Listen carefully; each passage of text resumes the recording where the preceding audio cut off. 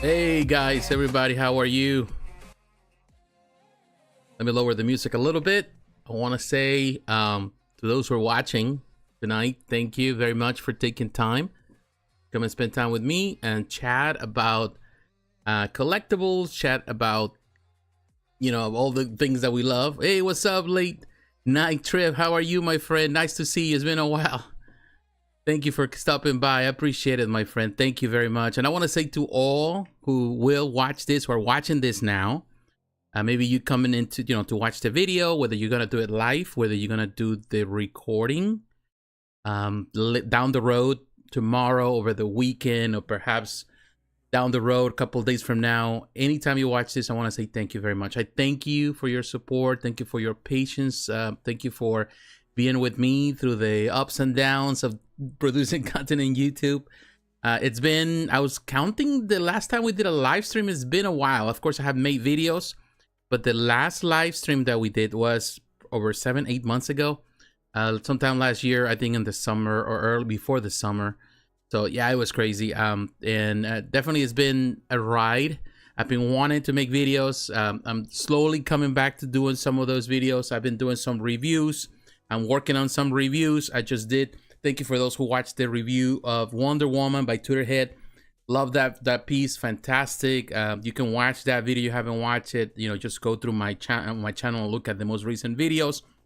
Right now, I'm working on a video review for Skeletor from Mondo Tees. I love that piece, and I already filmed it. I'm just editing the video. My plan is to have it ready early next week. I don't know what time, but sometime early next week it will be available, and I'll let you watch. You know, I'll let you know so you can watch it. Also, over the weekend, I got so much stuff. One of the things that I got over the weekend for my toy collectors, my toy frame collectors, I received the Thunder, in this case, a turtle van for Teenage Mutant Ninja Turtles from NECA, and which took forever to get here. It was stuck forever somewhere in China, then stuck somewhere here in Ohio or something like that until I arrived around the Christmas time. But, you know, I didn't get the chance to do anything. I haven't even opened the box, so I don't know exactly what to expect. I've seen videos. I'm looking forward to opening it. I want to review it. I want to share with you. So stay tuned for that video too. That's something that I'm gonna work on soon. So there's a lot of stuff. You know, I'm trying to make some reviews also for my gaming channel. That's something that I want to do. The podcast is in the plans. I'm doing, you know, there's shorts. You can watch some of those shorts of some of those interviews that we did last year. Last season was fantastic. Fantastic friends. So we're doing that. Hey Eddie, how are you, my friend? Nice to see you. Nice to see you, buddy. But yeah, everybody, thank you very much for, you know, for your support and being kind to me, to this channel. What size is that Teenage Mutant Ninja Turtle van? It's the box is huge, so you'll see it when I'll showcase it. I still need to kind of take pictures of the thing. I haven't taken it out of the box, but I'm going to post it on. Probably on Instagram, and then of course do my video review. Post a couple of pictures of it. So stay tuned. Maybe next week I'll just post the stuff. I have a lot of books too that I just received. It was crazy, the holiday. This feels like a blast from the past. Yes, it does. You know, I'm excited. You know, I'll tell you that I wake up this morning. I wanted to do this. You know, I'm ready to do it. I'm ready. There's so much to talk about. But man, I was like, you know, like I was tired, so that's just gonna start a few minutes late because I took a shower. I said, like, you know, let me refresh myself. I was doing a couple of things here in the house for my wife, and then I said, let me just go and take a shower. Let me get ready. So took a few minutes there. But hey, you know, I'm excited. Hey, what's up, Mitchell? How are you, man? Appreciate it. Yeah, it's been a while. It's been this live shows, and my hope is that we can go back to do it the weekly videos. Because the stuff is crazy right now. There's so much stuff going on in the collectibles world, and there's a lot of things that we need to talk about. A lot of releases are happening. It blows my mind what these companies are doing. Of course, you're always gonna find people that are gonna say that that we're at the end of the rope with collectibles. But the bottom line is that companies are still selling, you know, and selling amazing. Like they're doing so much stuff, and it's getting crazy for us collectors. Whatever we love, whether statues, action figures, or whatever collectibles, because, you know, like, where are we gonna come up with all that money? Another thing is not just the money; it's about the space where you're gonna put all this stuff. So there's a lot of challenges as collectors we face. So, but the companies are doing amazing stuff, and it's undeniable that there's so much beautiful things out there, and every company every week, man, it's just hard to keep up with stuff. So what I'm trying to do from now on with these videos, I'm not gonna cover everything as I did in the past, but we're gonna cover as much as possible, at least the highlights of the things that are most important from each company, at least the things that I think are that we need to really pay attention to. So that's the things that we're gonna look at today. And let me give you a list to the things that we want to cover, because I had to write it down, man. It's the only way to really keep up with the sanity of it. But I want to say again, thank you for being faithful to this channel and being supportive. So we're gonna start as we always do, the method that I have for everybody. We are going to cover, of course, action figures. We're gonna go through scale. So first, we're gonna cover Mondo. We're gonna talk about the Orko 1/6 scale figure that just came out. It's on release. That is definitely a beautiful representation of Orko. We're gonna cover that. We're gonna talk about in passing with Hot Toys too. They release. I think the highlights to me that we have released so far. We had the Black Manta. They also have the League of Legends new figure came out this week for fans of that. It looks different. It's something that normally Hot Toys doesn't do as much, but it seems that they're going into that route. We're gonna cover X06. They have Lieutenant Commander Geordi LaForge. Those who remember the Next Generation, and that is the new release that they have. Interesting figure. I love X06. Infinite Statue. This company, Italian company, they have Missing in Action figure. This is which I'm amazed. Colonel James Braddock. Sorry for that. But yeah, we're gonna look at that. If you're a fan of Chuck Norris, this figure looks cool. And they have a diorama to Dracula versus Van Helsing. So we'll see what we talk about. Infinite Statue. Also, Weta Workshop, they had a nice release. One of those environment dioramas that they released. They released this week. It looks fantastic. We're going to cover that. Iron Studios. This is the last day of the month. So they already, tonight, they already stuff already on pre-order. You can go to Iron Studios. We're going to look at all the stuff that they released today. Amazing stuff for all the fans, and particularly a couple of days ago they released a Superman versus Doomsday diorama, which I was highly anticipated, already pre-order. Looking forward to that one. And also we're gonna cover Pure Arts. They just released a diorama. You're a fan of Assassin's Creed. It's a 1/6 scale diorama. We're gonna look at that too. We're gonna look at Kinetiquettes Omni-Man 1/4 quarter scale statue. They already showcased it last year. They were showcasing it, but now it's on pre-order, and definitely there's a lot to talk about that one. It really looks interesting. Sideshow Collectibles, definitely they got some great news this week. There were some couple reveals.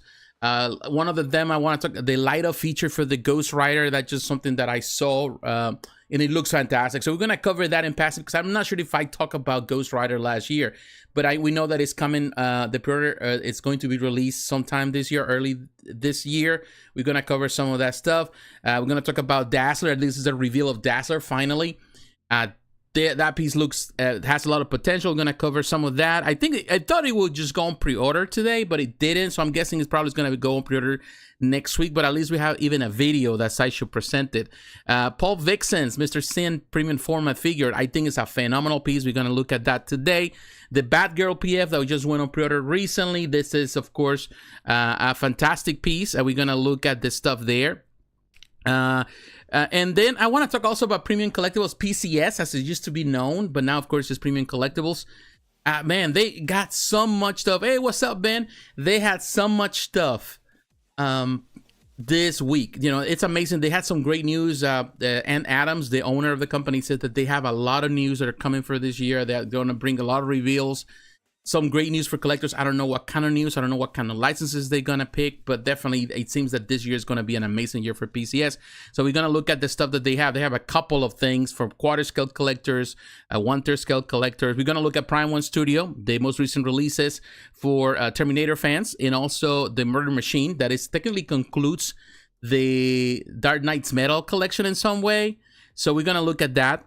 And I want to talk about a company also that is called Galaxias. This company is from Hong Kong. They just produced, I would say, one of a high-end, super expensive Captain America that was sculpted by my good friend Joe Mena.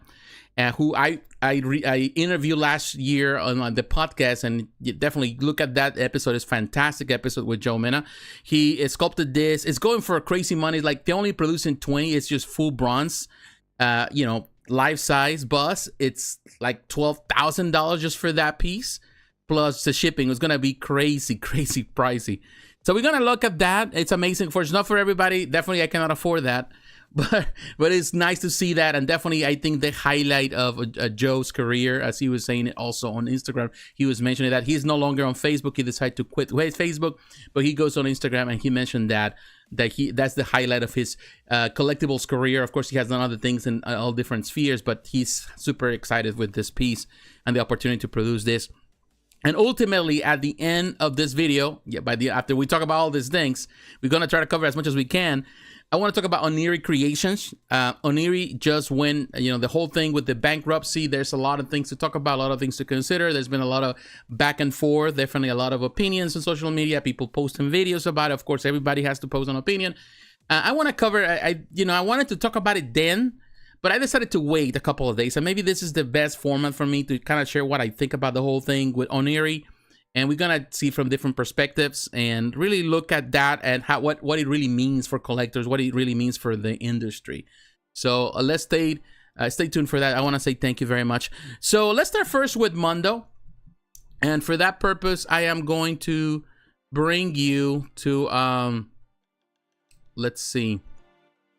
Let me put you there. But again, to everybody, thank you very much for their support right now. So we're gonna come here to Google, and we're gonna look at, let me close something here that I opened that I don't need. We're gonna look at Mondo P. So let me just Mondo Shop. I think that's what it's called. So I'm one-man army, so I'm doing everything here. We're gonna look at this. Let me know if the music is too loud. I kind of like some music here. I always enjoy some of that music. Gonna put a little more. Always good to listen to it. But I want to talk about Orko. Of course, as I mentioned, I have Skeletor already. I working on the review. It's already filmed. I'm just editing. I'm going through the process. Another thing that I'm trying to do now with reviews, I'm trying to have fun with reviews. You got a lot to cover, my friend. Yes, we'll try it as much as we can. So I'm trying to cover these reviews. I'm trying to make reviews that are fun, not just to make a quick video. I'm trying to perfect my skills in making videos. So that's something that I'm working on. So, but stay tuned. This week we're gonna have a Skeletor. So first we need to talk about Orko, and this is definitely a very beautiful piece. I was not really anticipating. I saw it when they revealed this on San Diego Comic-Con. I think it looks great. The price, some people would complain about the price being $235 based on the size, but this is the time edition. That's a lot of extras, which is good. Being the case that it's a time edition, they just released recently vinyl Juggernaut that looks fantastic, but at the same time, I felt like $200 for a vinyl piece. I didn't feel confident of that, and that's something that it might just be a standalone piece. I just didn't care about it. So, but this one, I'm not sure, of course, I have a lot of stuff on my plate. I have pre-ordered so many things that it's just hard for me to kind of keep up with everything. But when we're looking at Orko, as you can see right here, I like the design. Of course, he has the mixed media, which is cool. This is a more modern rendition of it. But this is everything that comes with it. And this is the part what I like about this time edition. I think the regular, or the next edition that they have, which is going to be the regular, is going to be just this. I do like the classic Orko. I do like this classic Orko like in the cartoon. I would love for them just to sell this one just like that. It's pretty cool, but you can see all the different parts, different portraits, all the different things that you can do with this. And here you can see it scale, even have a transparent base. Really cool. It's not that big of a piece. And I think, for me, I don't think the price is bad. I think the detail is there. I think this collection is fantastic. I will tell you right now with Mondo, they're producing phenomenal stuff for Masters of the Universe. And I feel that this collection, it represents the quality of Mondo. I would tell you, and I just stay tuned for my review of Skeletor, because I have a lot to say about what I'm seeing with this company. I would say with He-Man that I review already, I love He-Man, but He-Man came with issues, a lot of issues. First and foremost, because he came separated, I have to get a replacement body. That took forever to arrive. But with Skeletor, it's not perfect, but it comes with a lot. It's beautiful. I think it's the best piece that they have done so far. And they have many reveals that they have showcased that they're going on pre-order this year. And definitely this collection looks fantastic in my book. I think it just looks amazing. But here you can see the detail. It's pretty good. And of course, always when they take pictures here, they always do fantastic pictures and they look really nice. So I love this collection. I'm telling you, I really do. And I have a lot of support for what they're doing. I'm going to skip on Orko, unfortunately. You know, because I have other things that I'm working on, other things that I pre-order, and I have to keep up with those things. You know, I decided this year to be less, you know, to spend less money as I did last year. Last year I spent a lot of money in collectibles, so I'm going to measure myself a bit more, and just trying to concentrate on the things that I really care about. You know, and that's something that we gotta do. Sometimes we gotta check ourselves up, and I think I was kind of overcompensating for not making videos by just buying stuff. It's a hobby of mine. And I love to make videos. I think that entertains me, keeps me busy. But here you can see the pieces. Again, He-Man looks fantastic. I think Orko looks good. I think it's a good size for Orko right next to... so it's not that small. And definitely has a lot of detail. Of course, you know, Beastman is going on pre-order soon. That is a huge piece. But definitely there's a lot to really discover on this piece. Look at this, Prince Adam. I like this one. Again, I like the classic Orko. That is an ugly portrait, but it's cool that they have it. So definitely you can, this is the great thing about this Orko, is that you can fit it with the modern side, the modern collection, and also the filmation side of things. So it's like you can complement either way. And I think that's one of the reasons why they decided to go this way.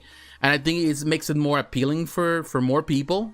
Those who want to kind of build their filmation, their cartoon style.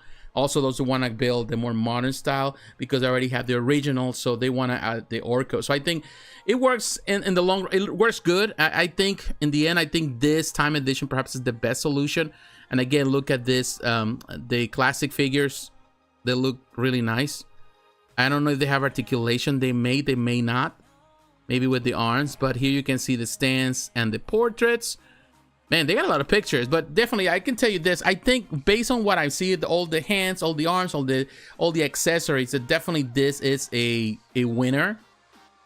Look at the detail of the body. I even saw a picture.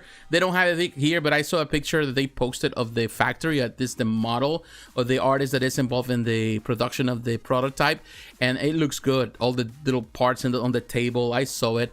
I don't remember where I saw it. I think it was on Instagram, but I think that is really fantastic. So yeah, there's more pictures going through all of them.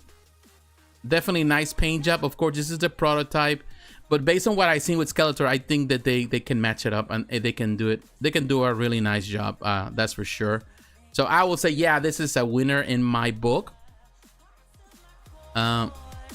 So it's good, you know, I'm okay with it. I definitely, it's a fantastic one in my book.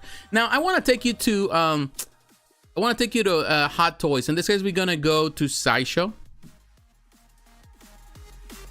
So that way we can cover the new stuff from Hot Toys. So we're gonna look at, here you can see, we're gonna cover some of this stuff here. Not everything, of course, but we're gonna try to cover as much as we can. And I want to cover what is that? This is the newest thing that they have. This is Black Manta. I will tell you one thing. I did not, and just gotta be honest with you.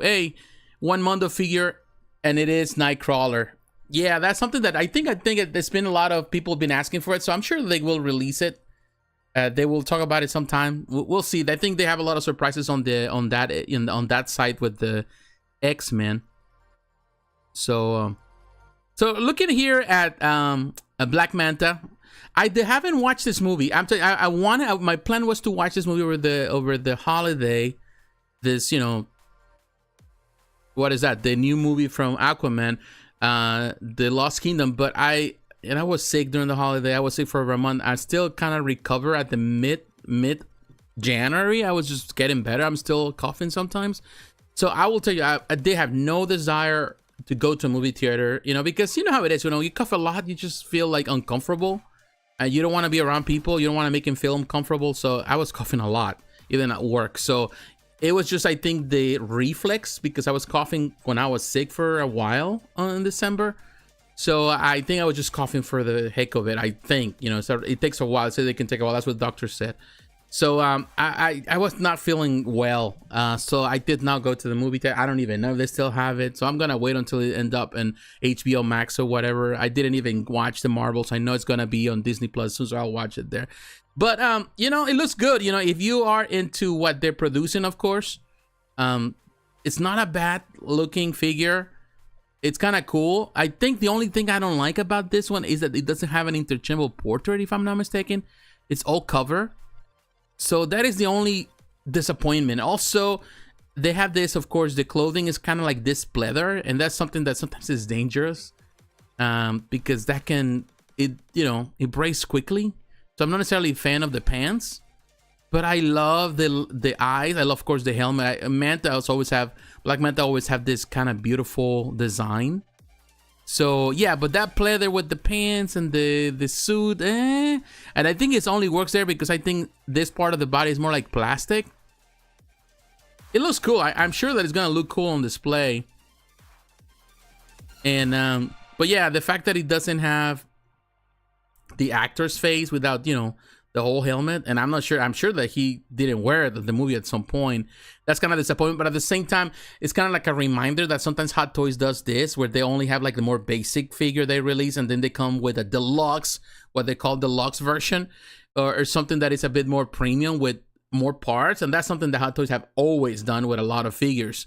So yeah, this one doesn't have it. So is it necessary to own this? I know some people are gonna do it, particularly Hot Toys collectors that love Hot Toys and people who love the DC universe, and definitely this is technically was the last movie of the Snyderverse, so I'm sure some people are gonna add it to the collection. But yeah, the only disappointment is to have a head, but the figure looks good. Of course, it is Hot Toys after all, so they know how to do figures. And the price $255, it's going up.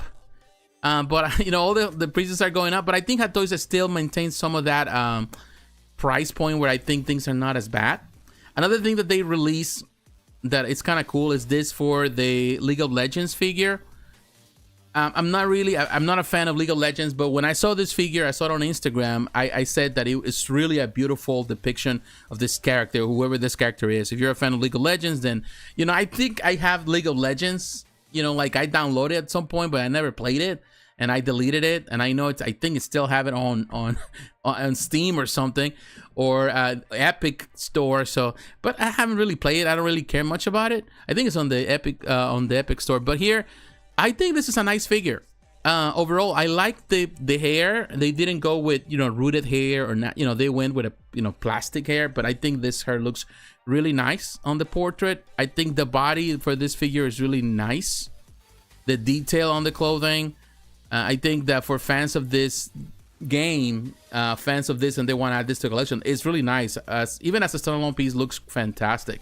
Another thing that I read on through the all this stuff, the information details, is that it has movable eyes. That's something that not all the figures have, but some figures do. So I think this is cool. That way you can create different poses, and the eyes are kind of play with it. It is a nice figure overall. You know, like even I like the bow and arrow. That is very, very sweet. You know, like it's a cool figure. You know, and again, like I'm not a big fan of this. It's not something that you're gonna see me buying. But if I get the chance, if something comes my way, like a nice deal or something, and I see it somewhere in the wild and I like it, it's gonna be something that I will get. And here you can see the separate eyeballs rolling system, which is something that they have done with other figures. You can position the eyes in a different way. I love when they do it. I wish they do it with every figure, but they just do it with some figures. But that's the mixed media right there. You got 3 style of attack accessories, so you got different ways that you can showcase that bow and arrow in different ways. That's kind of cool. So you can do certain display, and the base is different. They have a couple things to it, which is cool. The winter diorama base. So I think it's a cool one. It's not a bad representation of it. So kudos to them for doing that. So we'll see. So yeah, this is the one. But there's another thing that they showcase recently. Of course, the DeLorean Tan Machine recently, and this is another DeLorean for fans. I think this went on pre-order a couple weeks ago, but let's talk about it while we're here, because I think I'm a big fan, of course, of this franchise, Back to the Future. This is the third one. Looking forward to the DeLorean, the 110 scale by Tomy that's gonna come for me next year. I pre-ordered that one. But this is definitely a really nice depiction of it. Of course, this is not gonna be like super accurate. This is not like Jews doing the stuff he's doing for the Batmobile. It would be fantastic if he does it. But I think I think this is a great addition. This is the third one they have released. They have released one DeLorean for each film. And I seen some videos. I saw some videos on YouTube. People showcasing this in Hong Kong. They went to they would have a showcase. They're looking at it. And it looks fantastic. It looks terrific. It's a nice depiction, light of features. I will tell you this, if I have to choose, I think this is for the hardcore Back to the Future fan, the one that already has all these figures in this collection, already has these other figures too that are amazing. So they want to complete the set, and you have that. For everybody, if it was me, if I have to get a 1/6 scale DeLorean, I will go for the first film, and I wish that they reissued that one. Of course, they did the second film, that was the recently, of course, that went out. But if they can reissue the first one, I'm okay with it, because, you know, I think that's the best film. I think all the films were fantastic, but the first film was magic in a bottle for sure. But it looks good, you know, like looking at the pictures, I'm sure it's gonna be a lot of great detail. The only thing is there's a lot of elements. Maybe there's some die-cast elements on in the chassis, at least on the base, on the structure of the vehicle, but a lot of the parts are plastic, which is understandable, you know. Like, if it's too heavy, it's gonna be more expensive. If it's fully die-cast, then you're looking at a very expensive vehicle. But it looks cool, you know, like, and I like the light of features. I think the light of features actually looks really nice on this one. So you can see, and of course, you know, like there's people that are gonna find things to complain. People who are, you know, well versed into everything that has to do with the DeLorean. So they will tell you, oh, this is not correct, this is not accurate, or blah blah blah. But hey, you know, for a fan, a regular fan, it's just more than perfect. So yeah, it's kind of cool. This is definitely, and the price, I will tell you, the price is not bad. It's $805 in comparison to what you buy from somebody else. It's not a bad price. I'm not saying that it's, oh wow, it's cheap. It's not cheap. It's not for everyone, but definitely it's not a bad price in comparison. And it comes with all the lighter features. Easily other company or even Juice, yes, Sing Dioramas will charge you for his like $2,000 or something like that if he ever gets to do this. You never know, you know, Juice is really good at doing that kind of stuff, and I love what he does with his Batmobiles, which are really, really fantastic. All right, let me read some of the comments here. I would love this in Mesco size. What's up, Batman? Hey, Batman, what's up, my friend? Thank you for coming.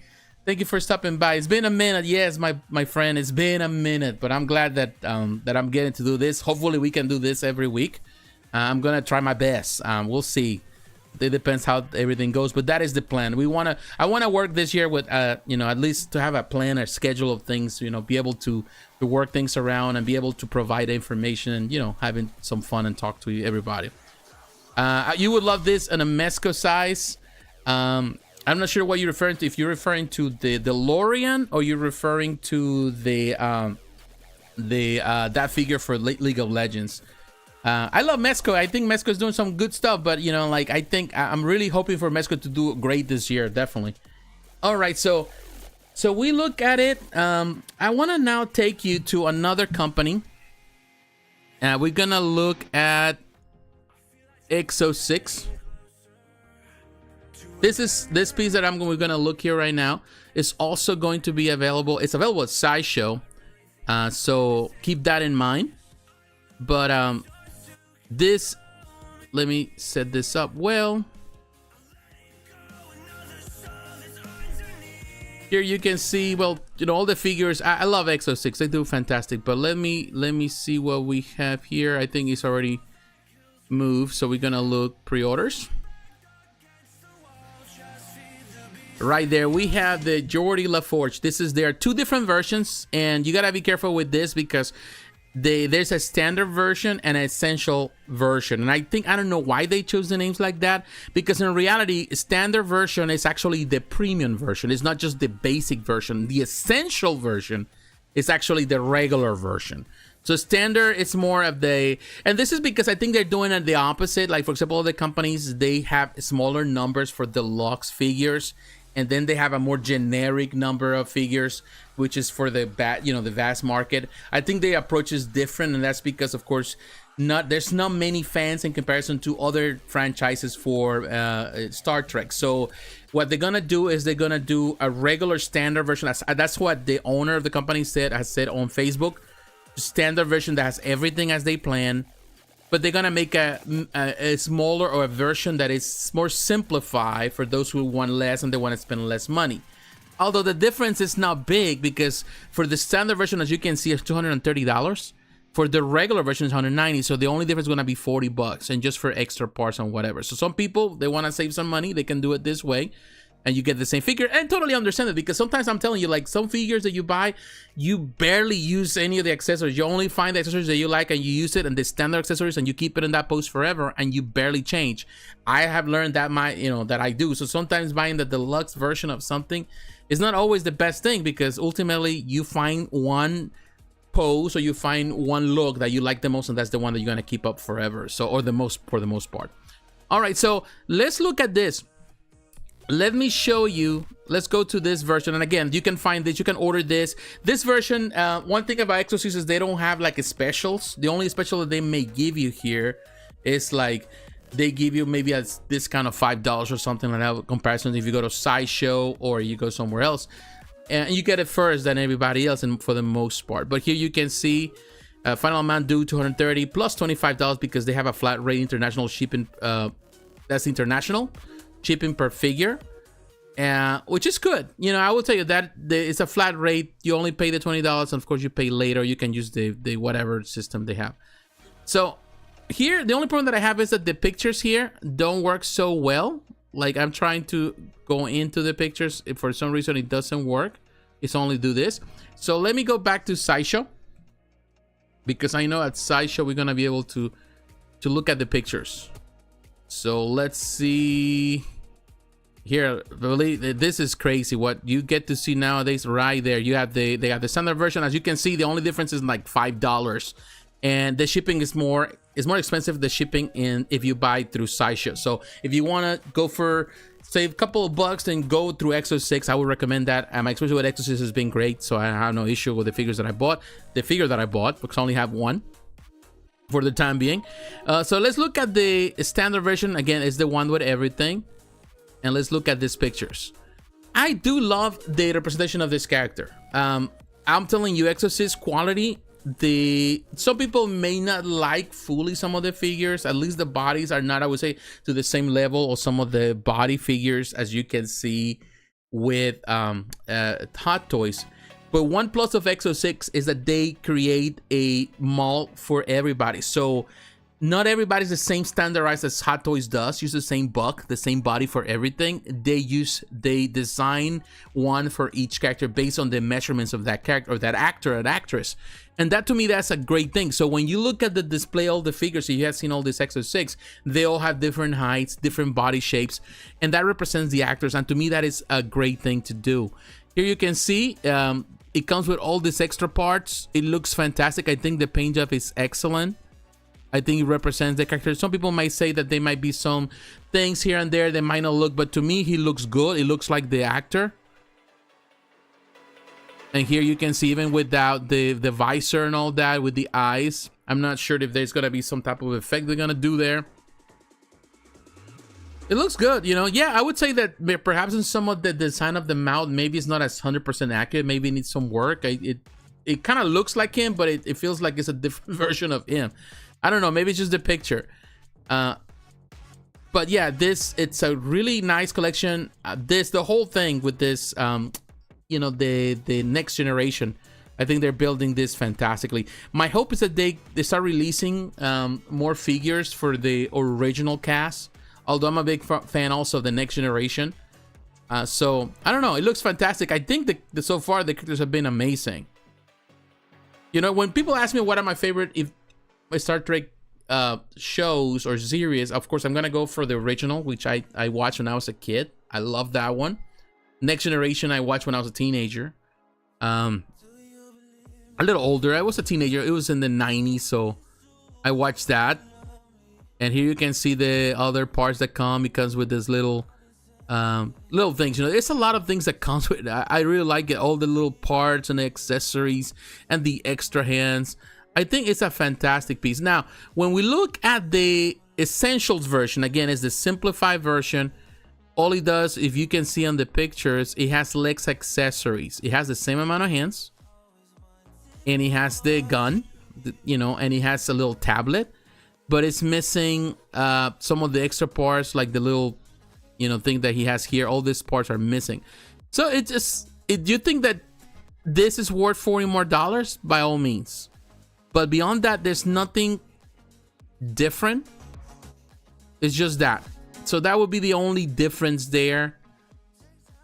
If you think that that's worth $40 more, I personally would pay the $40 for some of the extras, because I like to have the full version rather than just a more streamlined version. But I totally get it. As I mentioned earlier, sometimes, you know, it makes no sense to have so many parts, because I do have right now a drawer full of parts that I never use, full of change out things. Normally I do more change outs to my statues.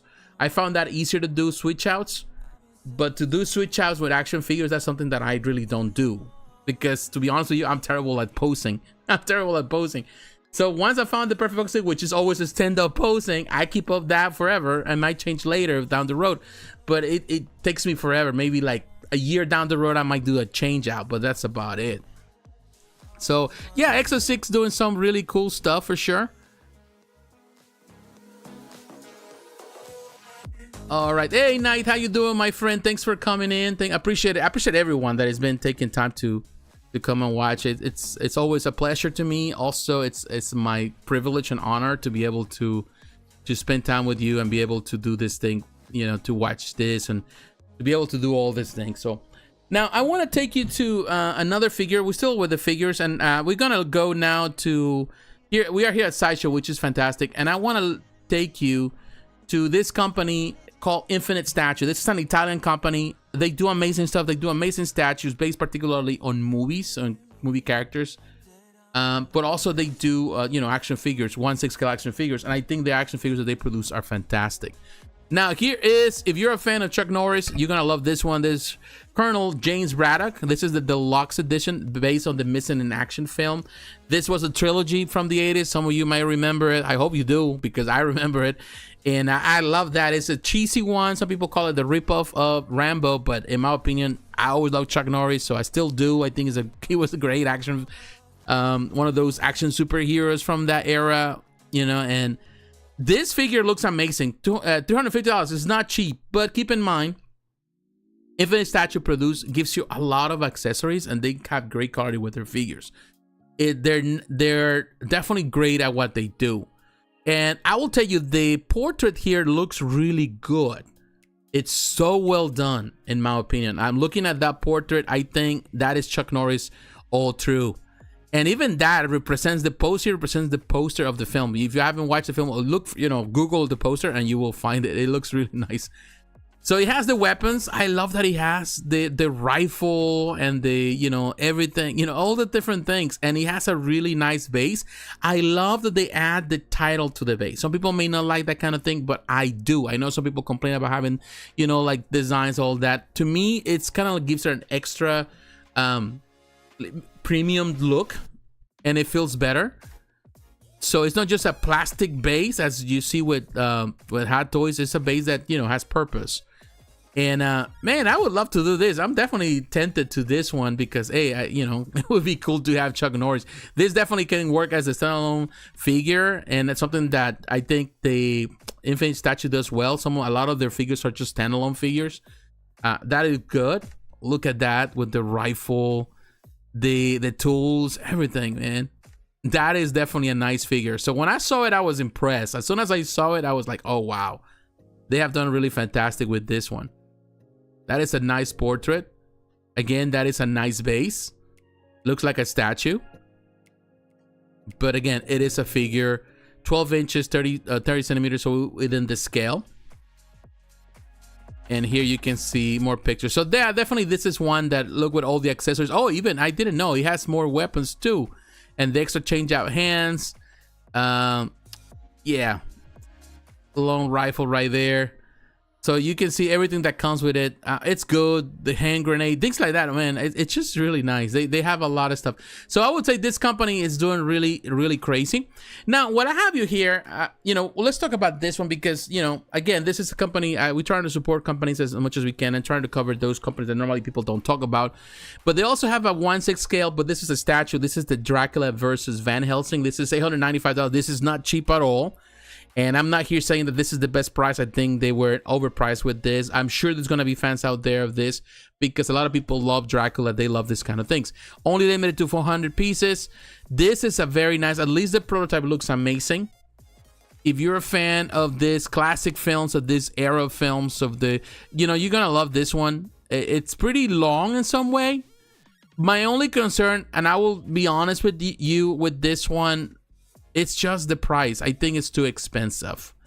I think that, yes, it's a diorama and all of that, but I think they could have just put themselves at a better pricing, maybe $500 to $600, maybe somewhere in between. I think it would be more convincing. Now, don't get me wrong. The detail is great. The paint job is great. Of course, this is a prototype. This is, in a scene on a movie, and it looks really nice. I think it looks good. But how many people are going to be willing to pay that type of money? I think it's hard to, I cannot measure it because then there's fans all over the world that are willing to pay the price for stuff like this. Now, looking at this, I'm not sure if that's mixed media or that is a sculpted cape. I got to look at the details there. I didn't check that before. Pretty much out of the blue, I just decided to talk about it. But it looks good. I love that. I don't think there's mixed media. I don't see mixed media here. I think that's sculpted in the coat. The fur on the coat, that's definitely sculpted. So I'm not sure. But looking at the details there, the portrait looks really good. They have done a lot of great details. So I think I will tell you, this company is definitely doing some really cool stuff. Look at that portrait. It's not bad. Let's look at some of the details. Maybe we can see some of that there. It shows who the artists, of course, Daniele Danco, Inigo Gil, sculptor. So all these people are Italian. So kudos to them for doing amazing work. But yeah, it seems like everything. I'm not sure. Okay, additional details. Maybe we can see what kind of. It's just resting. So okay, so everything is sculpted. There, I don't see any mixed media written on the detail and the material. So it's a fully sculpted piece. Looks really nice. So I would say that it's not bad at all. Sorry that I had it all this kind of close, so maybe you can see it better. I think this company is doing some good stuff. Am I a big fan of the price? No. Do I think this is a piece that you need to go and buy? To be honest with you, unless you're a big fan of Dracula, you like horror stuff, and there are a lot of fans out there that love to collect horror stuff, particularly based on movies, classic movies, and definitely this is for them. But for the most people, it's definitely out of the price range that I would even if I was a fan, I found it too expensive for what it is, because it's definitely a very niche type of thing. Not necessarily one that you think, oh, I need to have this in my collection. So good luck to them. Like I said, with Chuck Norris, definitely that is a figure that I easily can buy. I don't mind it. This statue is something that it's not in my taste. Of course, it's not in the things that I collect normally. And even if I collect this normally, I still think that the price they're asking is too much. Even though it's a beautiful piece, of course, beautiful art, maybe they need to lower it down. And probably it's not gonna sell, and they're gonna end up in lower the price at some point here, even on the Sideshow. Of course, that is just speculation from my part. Don't quote me on that. So okay, so yeah, that is fine. I didn't really show you the pictures, like large pictures, but yeah, you can go to the website and Sideshow, or you can look at Infinite Statue. You can look at their Instagram. You find more information about this piece. Now that we're here, I want to take you to Weta. We're gonna go to Weta Workshop because Weta, man, it's doing amazing. I love Weta Workshop. It's a company that I personally appreciate a lot. Let me change this here. They have a new environments diorama. This is the Great Havens. We don't need none of this information. I hate when they get all these cookies. Well, allow cookies. Let's go. So right now, there's 12 days to pre-order this environment, and this is the culmination. They have done 3. This is going to be the 3rd one, and based on the original films that they, of course, Weta was part of, they designed the sets and everything. The first one was back then. That was a beautiful environment, huge diorama. It has light-up features, all of that. It's a fantastic piece. And then, of course, they got Helm's Deep. That was for the Two Towers film. That is another fantastic diorama, but the most recent diorama is Grey Havens. So this is the one we're gonna look at the moment, and this is $600. This is the part where I feel like, in comparison to the one we just saw from the company that we're looking at, the Infinite Statue, between Infinite Statue and Weta Workshop around the same price, I will definitely pay the price for this big diorama, because I think that this is a very unique thing. And of course, I'm a big Lord of the Rings fan, so of course that really plays there, you know, with that, of course. But when you look at this, it's a really cool diorama. It's huge. You're gonna see it. Of course, this is at the scene of the Return of the King, when it's a beautiful scene, and they designed it. It's technically the same artists that were involved in the set and the construction that you saw in the movie. They reduce it into scale to create this diorama, which is not as small, because also they create like a small versions of things. This is more like a large version of it, and it looks fantastic. And I love the water effect. I love the greenery. I love the detail with the buildings. It's just awesome. I think they did a really nice job with this one. And looking at the details, maybe you can see the pictures here. Let me look at this one. So there's a lot of things on this detail from the ship that is amazing. Of course, I will tell you one thing. The Weta does, I'm not never been crazy about their website. Let me do this one. I think the website probably the thing that my least favorite thing of they have. But look at this, the detail. This is nice. But the pictures don't really give you a sense of scale. But look at this one. We're gonna look at, they also posted a video on YouTube, and we're gonna probably look at that video, or at least try to, if they have it here. So here you have, as the 20th anniversary celebration. I'm not sure. Anniversary celebration of our miniature environment. I'm not sure if you can hear it. Two towers, of course, Hell's Deep. And now this is our 3rd and final piece to celebrate the 20-year anniversary of the return of the king. What better choice could it possibly be than creating the Grey Havens? My only fear is that they demonetize me by watching this video, so I'm not sure if you can hear it. We decided to do the Grey Havens environment because it was the natural culmination of all the other environments that we've done. It's one of the finest. So I'm gonna kind of just close it, because I don't want to be demonetized as it's happened before with these videos, when particularly because Weta uses a lot of the music from the film, and for some reason Warner Brothers is very, very cautious with that. But here you can see on this video, I'm not sure if you can see it right there, but I will recommend you to go and watch that video on YouTube. I'll you know, I may have the link for you, but look at that. Look at Weta Workshop, and this is the detail they're talking about, of course, of the details there, what it means to them. Also, the culmination of this process that they started with this big environment dioramas, and they finalized this as the 3rd part of this trilogy. They're doing this big diorama. Of course, they were involved again on the set the construction of the set for the films. So being able to reduce it in scale and bring it into a huge diorama is a big thing that they're really proud of. I think this is something, again, I'm willing to pay the price for something like this in comparison to paying for like even Dracula, you know, and that's a beautiful statue. But to me, of course, this is the level of detail, the craftsmanship that I know from Weta. It's something that is completely undeniable. It is a beautiful piece. I like it more that, you know, the previous Helm's Deep one, which is a fantastic battle. I love the Two Towers. beautiful representation of that. And Vixen is beautiful. It's a beautiful piece, but I think this is another winner. So I'm sure that some people will already have this, the whole set. They will do it. And here you can see an image of when they have the set, the original set for the films. So I will tell you, like, you need to check this out if you get the opportunity. Definitely to do it. The diorama, maybe I'm just kind of skipping a little parts, and here you can see what the artists are doing, bringing the stuff together in this diorama.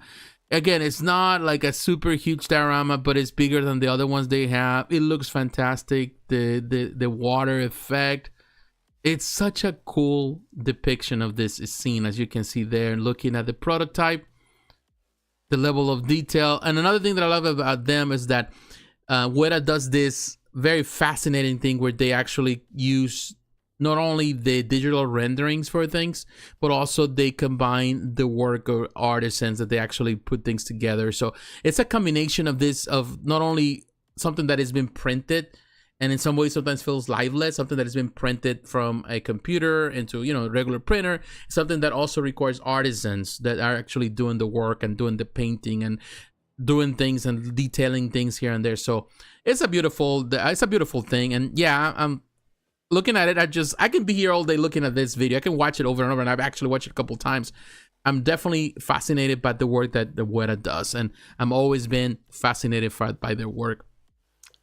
When's the room tour? Hopefully it's hard. I will tell you, it's hard to know because I don't have a room to display my stuff. I have some stuff here in this room. I have some downstairs too. And I have a lot of stuff also put away. So it's like I don't have, one of the plans this year is definitely to have, I would love to purchase a new home, a bigger home where I can have a dedicated room for my collection. That's something that I've been dreaming for years, but I haven't been able to. And, you know, it happens.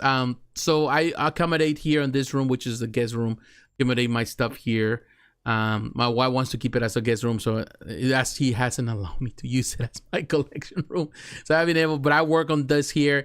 I have my own office space downstairs where I do have, and recently my son-in-law helped me to build something that he built it for me, and I just finished it.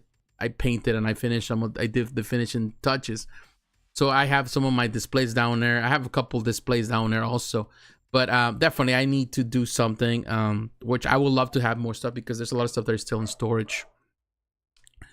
So now let's go to, now that we look at this Weta Workshop, fantastic. Again, it's a phenomenal piece. I want to take you to we're going to look at Iron Studios. And for that, I'm going to take you first to, it says Black Friday Iron Studios. I don't know why. We're going to go there. And my dog is barking like crazy. I don't know what he's barking. He's been barking for a little while. That dog is crazy. Okay, we don't need that. That's Cyber Monday. That's an old thing. I think it's just the first thing that came up. All right, so we're looking at Inside Day that just happened today. We have new reveals, all of that. They have the Popcorn Week. They're selling some stuff, you know, discounts, all of that. So some of the stuff was showcased at the end of last year. In Brazil, they got the big celebration, the big convention. So they were showcasing a lot of this stuff. So now this stuff is on pre-order, or went on pre-order, a lot of this stuff. And you can come here and pre-order a lot of the stuff here, stuff today. So we're going to look at the most recent pre-orders. And let me open this one. Like, for example, they have this different things. Of course, you can do this pre-orders. They got this Batman by Raphael Grandpa. This is based on the comics. It looks all right. And if for some reason, okay, so let me see if I can reduce the size of the screen here. So that way you can look at the pictures. So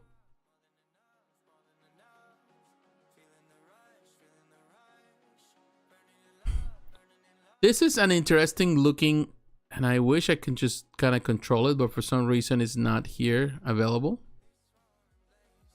This is a interesting looking Batman. Not my cup of tea. I think we're gonna go to Sideshow. Let me go to Sideshow because I'm not feeling the way it's all set up here.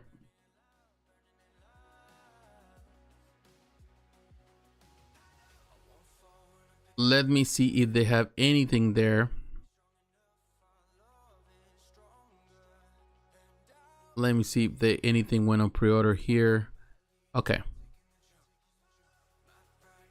So here we have Sideshow. Yeah, the problem sometimes with some of this is that they don't have anything optimized. So these are the things that, you know, went on pre-order. Some of the things that went on pre-order recently.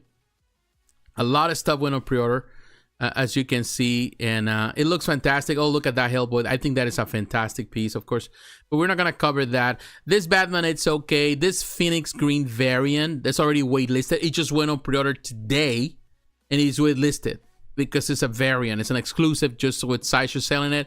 I'll tell you, I'm okay with it. Now, this He-Man and Battle Cat, they're still on pre-order. This is $455, which has become, some people, of course, are, you know, not happy about this new pricing that we're getting 110 scale pieces. I think it's a really nice depiction. This is another collection that has been doing really well. Size-wise, I think 12 inches, it's pretty high, you know, in comparison. Of course, it's because of Battle Cat. Very interesting depiction. It has more like a mix between the new revelations or whatever, the stuff that they've been doing on Netflix, kind of have the feel of that. It's a kind of like a more modern rendition, a little look that is different. The Battle Cat looks amazing. I still think that Twitter did a fantastic job. Theirs is phenomenal. Here you can see in comparison with this guy that is in the background, it's not that small. You can see him there. So I totally get it, why they're asking for the price. It's definitely understandable that they're asking for this price because of, you know, the sheer size of this one. It's not a bad looking piece for sure. Now, looking at other things that they have, of course, they have this Thor Deluxe. There's two different versions of this. They got the collector's edition, and they have which is the basic regular edition, as they call it. And then you have this one. $255 for the deluxe, $205 for the regular. But look at the limited edition. I love this depiction of Thor. I've always been a fan of the beard. Always been a fan of this one. Really cool. Nice. Standing up right there. And he has some switch out parts, as if I'm not mistaken. Really cool depiction with the, you know, the helmet. It changes. It's a nice depiction. I will tell you that the Iron Series have done really fantastic Thors. I think they thrive on doing Thors and the mythology of Thor, which is always fascinating to me. I think because companies can do a lot of crazy things with Thor. Also because it's a very photogenic character, and also because there's so many characters in the lore around Thor. A lot of the characters, his friends, his enemies, also his helpers, you know, all the people around him. You can do so many things, you know, like amazing things here.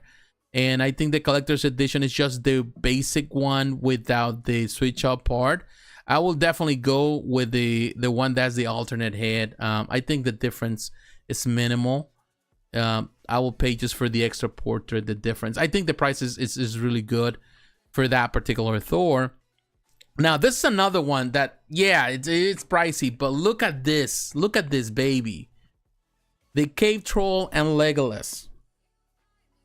This $855 is a 110 piece, but that troll is huge. Therefore, they're asking for that. It's not the scale, because sometimes people confuse the scale with the thing. You know, they put the scale as the factor that determines the price. It's not the scale. It's definitely the sheer size of something. It's 28.3 inches tall. It is really tall. It is huge. And in my opinion, I will tell you, this is my favorite piece so far they have created for this collection. This is one of my favorite scenes, of course, in the film, in The Lord of the Rings. It's one of my favorite scenes in the whole trilogy. So it is really, really cool. And it's huge. And look at that, just for reference, with this guy, or the silhouette of this guy in the background. That tells you how big this is going to be. That is huge, man. I just to have that as a standalone piece would be fantastic for me. I love this one. I think the price is fair, just because this is larger than quarter scale pieces, and now quarter scale pieces are going into that direction, and definitely there's a lot of detail. Sometimes, again, people get bogged down with the scales and they don't recognize that some pieces are just big. Here, Blue Beetle, almost gone. It says this film was okay last year. I have fun with it. I think the character is growing in popularity, and it's been for a while. But here, it's kind of cool, kind of nice, but not necessarily my thing. So, but it's nice that they're doing something. The price is $255. It's selling well, so if you're really interested on it, go for it. And then this lizard, that's another one. Of course, for the Spider-Man collection or whatever, you have Spider-Man. This is a very menacing looking lizard. This would have been nice if they do it in like a 1/6 scale. It would be nice on a Bowen scale. It's not that big, but man, look at that. It's just a nice pose, very menacing. And the paint job is excellent. Love the detail on the clothing, all that. The paint job is excellent. It's really nice. They did a fantastic job with this one. Of course, that's pending approval. All these pieces always are pending approval. But $225, you know, this is definitely a standard price now for $110. We see it more and more. Now, looking at other pieces that I can point out that really caught my attention here, you got the C-3PO, R2-D2. This is definitely for Star Wars fans, really cool. It's nice. You know, it's basic. I think I love these characters always. And definitely they're going into the route of what they're doing with the Star Wars collection. Which, you know, I wouldn't say that I wouldn't call it the best collection that they have. Definitely Star Wars sells, and definitely there's a fan base for it. And as a 110, there's a lot of room to do a lot more. And of course, the space limitation that many collectors have, that can be a good thing. Now, I'm gonna show you several things. While we're here, you can see all the stuff. Let me look at this one here first, the Lion King Deluxe. Look at this. Now, let me look at the price, because I know this is not cheap. Yeah, $805. Now, this is the one that I will definitely not pay that amount. I think that on this one, they're hitting it too high, you know, and that's because it's Disney. I totally get it with Legolas and the troll and the cave troll. I get it because of the sheer size of that thing. And I understand. I'm not saying that I'm all for that price, but hey, I understand it. But this one, no, it's 13 inches tall. It's just 13 inches tall. It's just a little bit taller than He-Man and Braddock, and that is, you know, that is $500. So, or you know, 5 or 6. I think that's what it was, like 400 something. So why they have to do the Lion King more expensive? You know, yes, love the base, love the detail. There is the Savannah detail. You know, it looks really nice. It's cool. This is a nice depiction. Definitely, I know there's gonna be a lot of fans. I know a lot of people love Disney. A lot of someone will buy it. But at $800, in my opinion, they're ripping people off. Or at least Disney's ripping them off, and they have to kind of get the money back. It is nice. It is nice. Not get me wrong. But I wouldn't pay more than $6 for this, in my opinion. $5 to $6, that should be the price. There's not even switch out parts. So yeah. Now, if you want the regular edition, which is just there, that's $165. But man, at that point, you know, I don't think most people are gonna go for that. It's just kind of like the cheap version of anything. That's nothing. So yeah, no, I wouldn't go. Yeah, I like this one. Don't get me wrong. I think it's beautiful. I think there's a nice depiction. The price though, it's not fair. It's not right. Definitely, that's not right. But here you can see, you know, there's more stuff, of course, more 110 stuff. They got the Din Djarin and Din Grogu. That's another one. Now look at this Peter Pan. Another thing, going back to what we're talking about, the Disney stuff with the license that they have, is very, very expensive. This is a nice depiction, man. The first time I saw it, I'm thinking, this is beautiful. And I wasn't anticipating for the price to be bad with Peter Pan and all of that. But man, $800 too? No, you know, it's beautiful.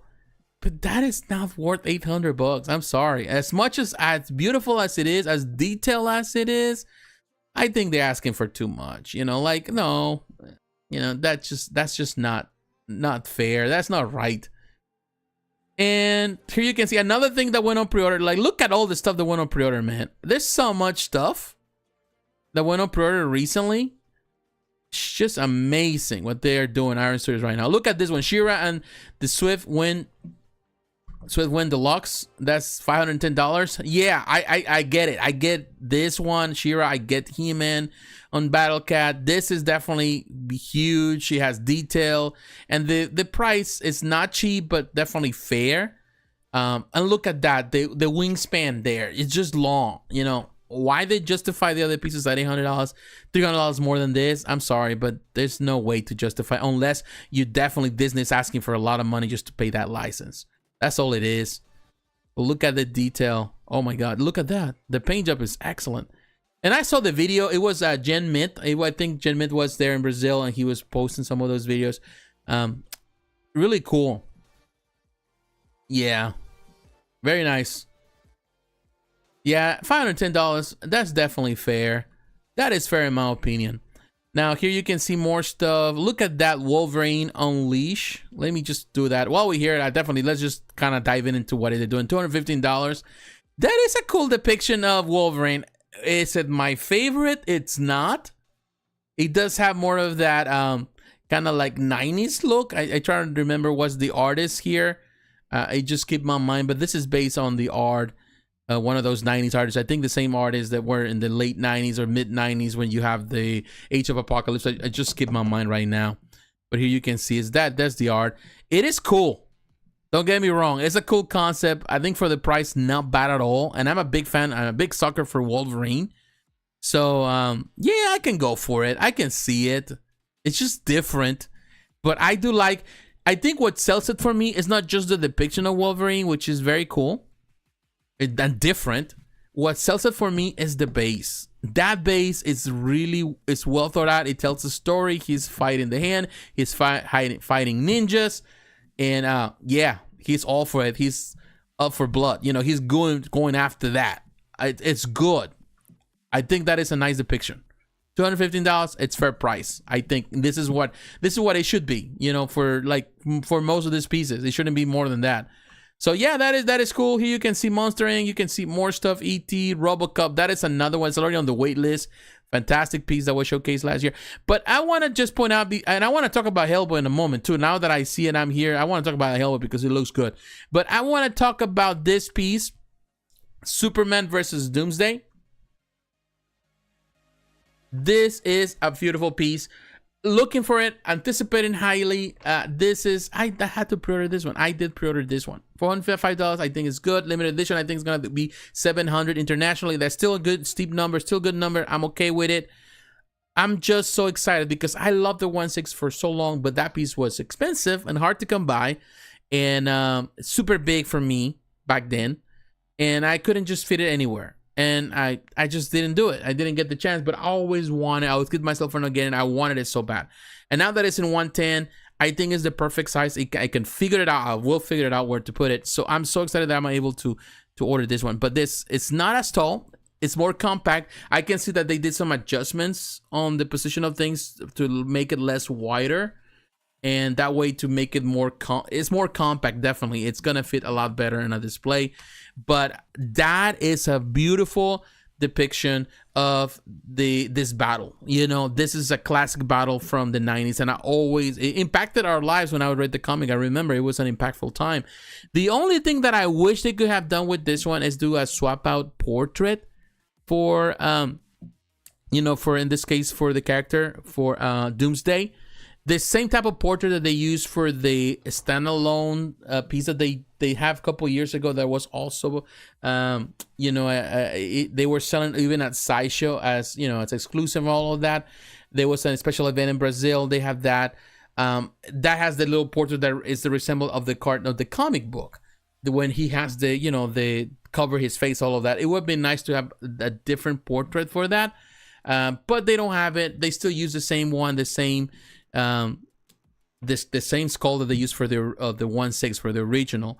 I am all for it. I am super excited. Look at the size of it. It's not super big, but it's well thought out. I still at that height. It's 11, 13 wide, 11. It's gonna require the same space as some of my 1/6 scale pieces from Kotobukiya. It's the same. It's gonna be almost the same, probably even wider than some of my other pieces. Definitely, it's gonna require some space. I'm okay with that. it's really nice, and I'm super happy that they're doing that. I know some people, they say that this decreases the value of the older stuff or the bigger stuff. I don't think so. I don't think it decreases the value at all. I think it's a separate thing, and I'm okay with companies doing this kind of thing. Of course, maybe I'm saying it because, of course, I am benefiting from it, but bottom line, I think is really good. Of course, my hope is that this piece comes with nice detail. The prototypes that was shown is really nice.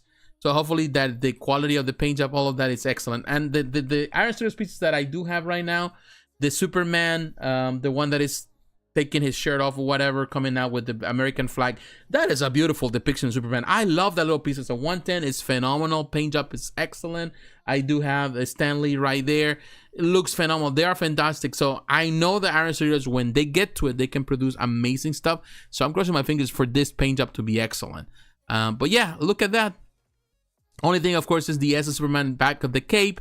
It's not sculpted, it's just painted.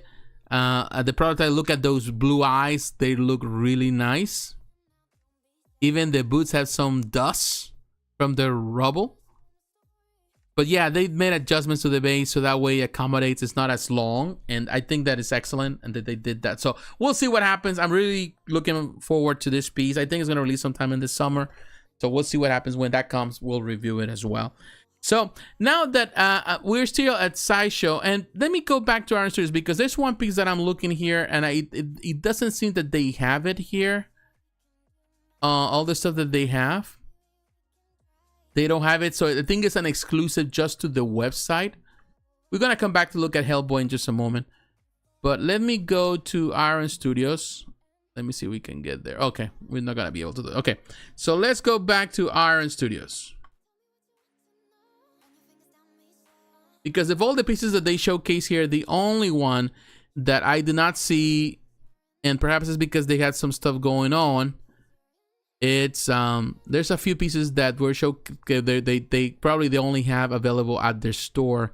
As you can see, they got that digital Status T-Rex 30th anniversary Jurassic Park Minico Iron Studios. This is for the Minico, which is interesting. That is something that and here what they do is like you have to pre-order or whatever, and you had to pay like $10 or something like that. That's Minico. Okay. So I'm not necessarily a big fan of Minico, so some people like it. But the one that I wanted to showcase here is this one. This is the Dragon Shiryu Deluxe Saint Seiya art scale. There's two different versions. These are not cheap at all.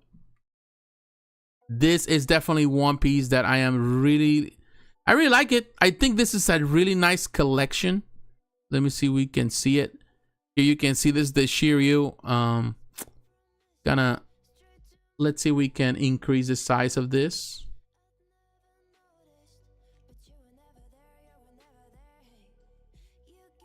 It's just a beautiful piece. And I think, if I'm not mistaken, this is gonna be also very pricey. Let me see what it says. Added to the card. Oh, okay. It doesn't tell me the price. All right, so let's just get it out. It doesn't have a price. I'm not sure it's because there's something going on. I think it's that you have to pay for it. Well, I don't know. I'm looking. I really like this one. Although I like this. I like the 1/6 scale Queen Studios. I do like that. It's a more compact piece. But I will tell you, this has the classic, the original. From the series, the original suit, and I do like that they had the translucent dragon go around it. Now there is, I think, if I'm not mistaken, there is a regular version without the dragon, which is going to be cheaper, but it's really nice depiction of Dragon Shiryu. Look at the size. If I'm not mistaken, this is the most expensive one. I'm not sure that they have it at Sideshow, to be honest with you, but I know where we can go. Let me take you to Spec Fiction. I think I saw it at Spec Fiction. You can always count with this company. Spec is really a nice company. They also have some of the pieces that we've seen here. They also have them there.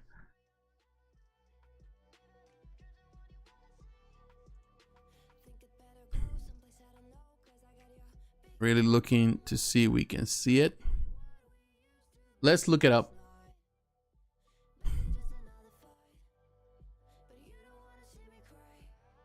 Man, we're definitely seeing a lot of good stuff here today.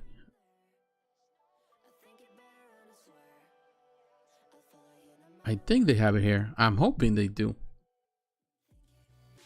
Of course, they had other companies. As you can see, they have the this is 160 Kagi. I think this is Sume Art, which Sume does amazing. This Ikage is another line that I'm really looking for. I think the price is fantastic, $460.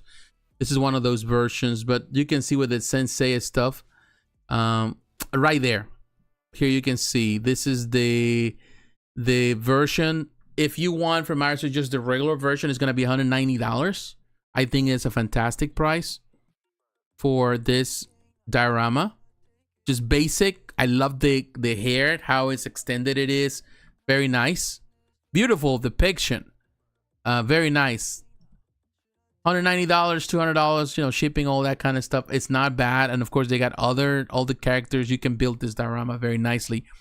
However, the part what I like about this is when you're looking at the big one, of course, when you're looking at the one with everything, this one right here. Now that's $450. I think I gotta be honest with you, even at $450 I found it very nice.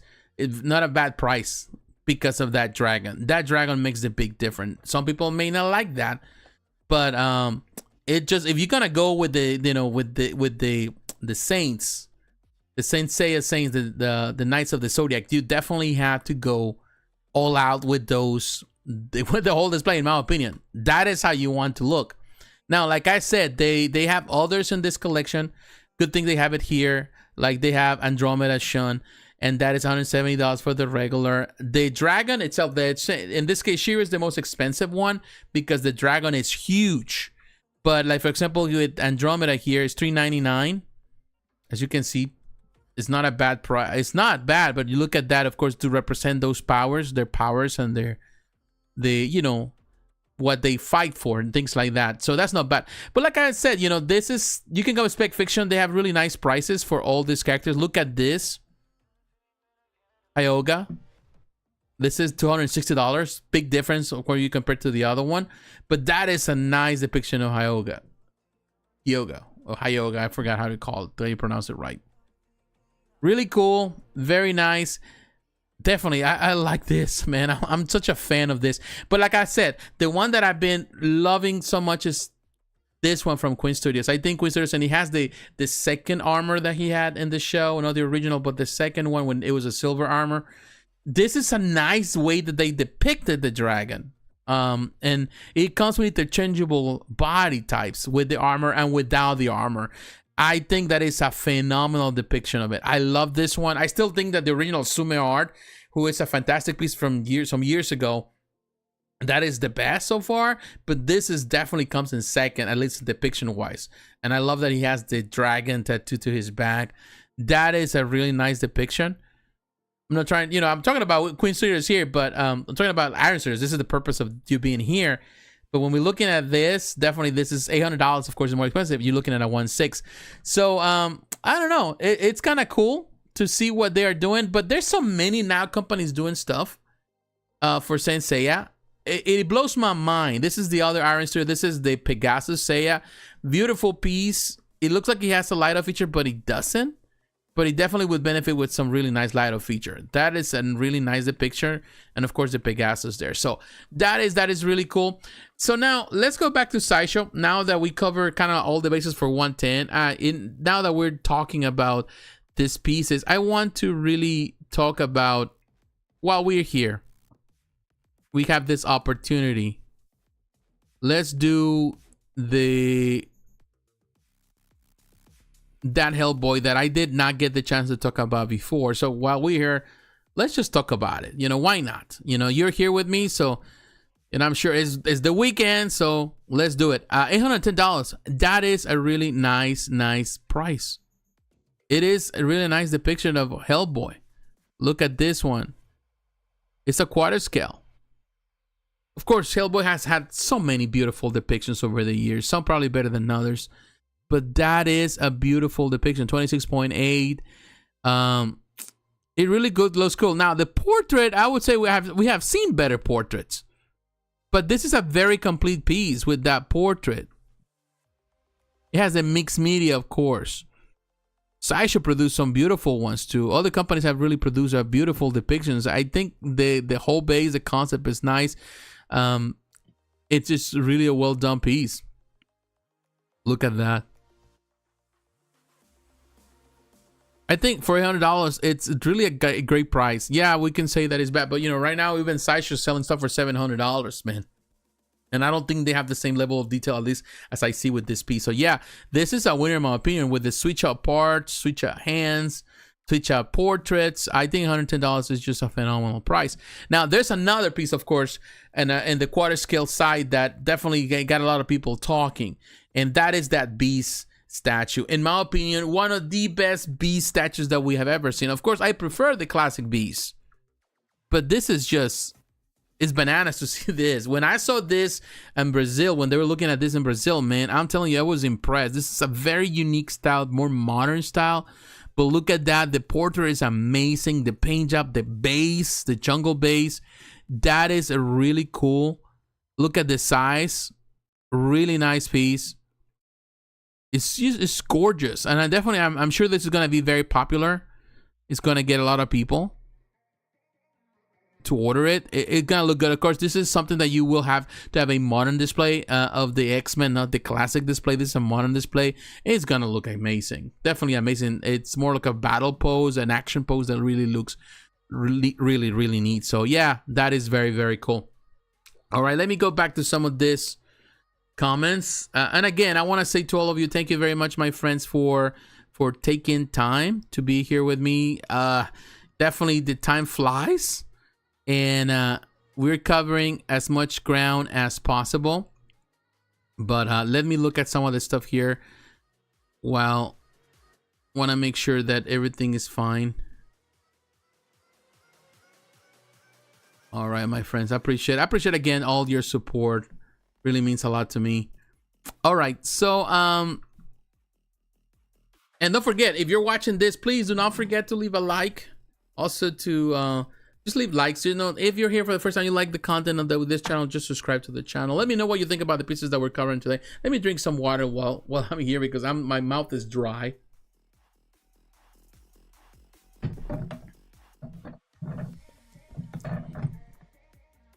All right, my friends.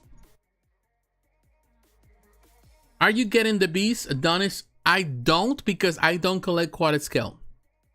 If it was 110, yeah. But I don't collect quarter scale at the moment. So I don't think I'm going to get it. I wish. But looking forward to see what the reviews say. I'm sure it's good. I see, well, the prototype looks amazing. And definitely I'm sure that Iron Studios is going to do amazing with that depiction in the end. It's just a very unique style. It's definitely one of those unique pieces that sometimes comes out. And I think it's different. It's not copying anybody else. It's not following a standard. It's doing its own thing.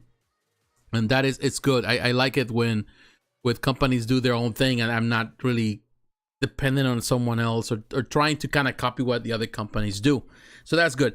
All right, so let me just move on to another piece, and I'm gonna just stay here at Sideshow because I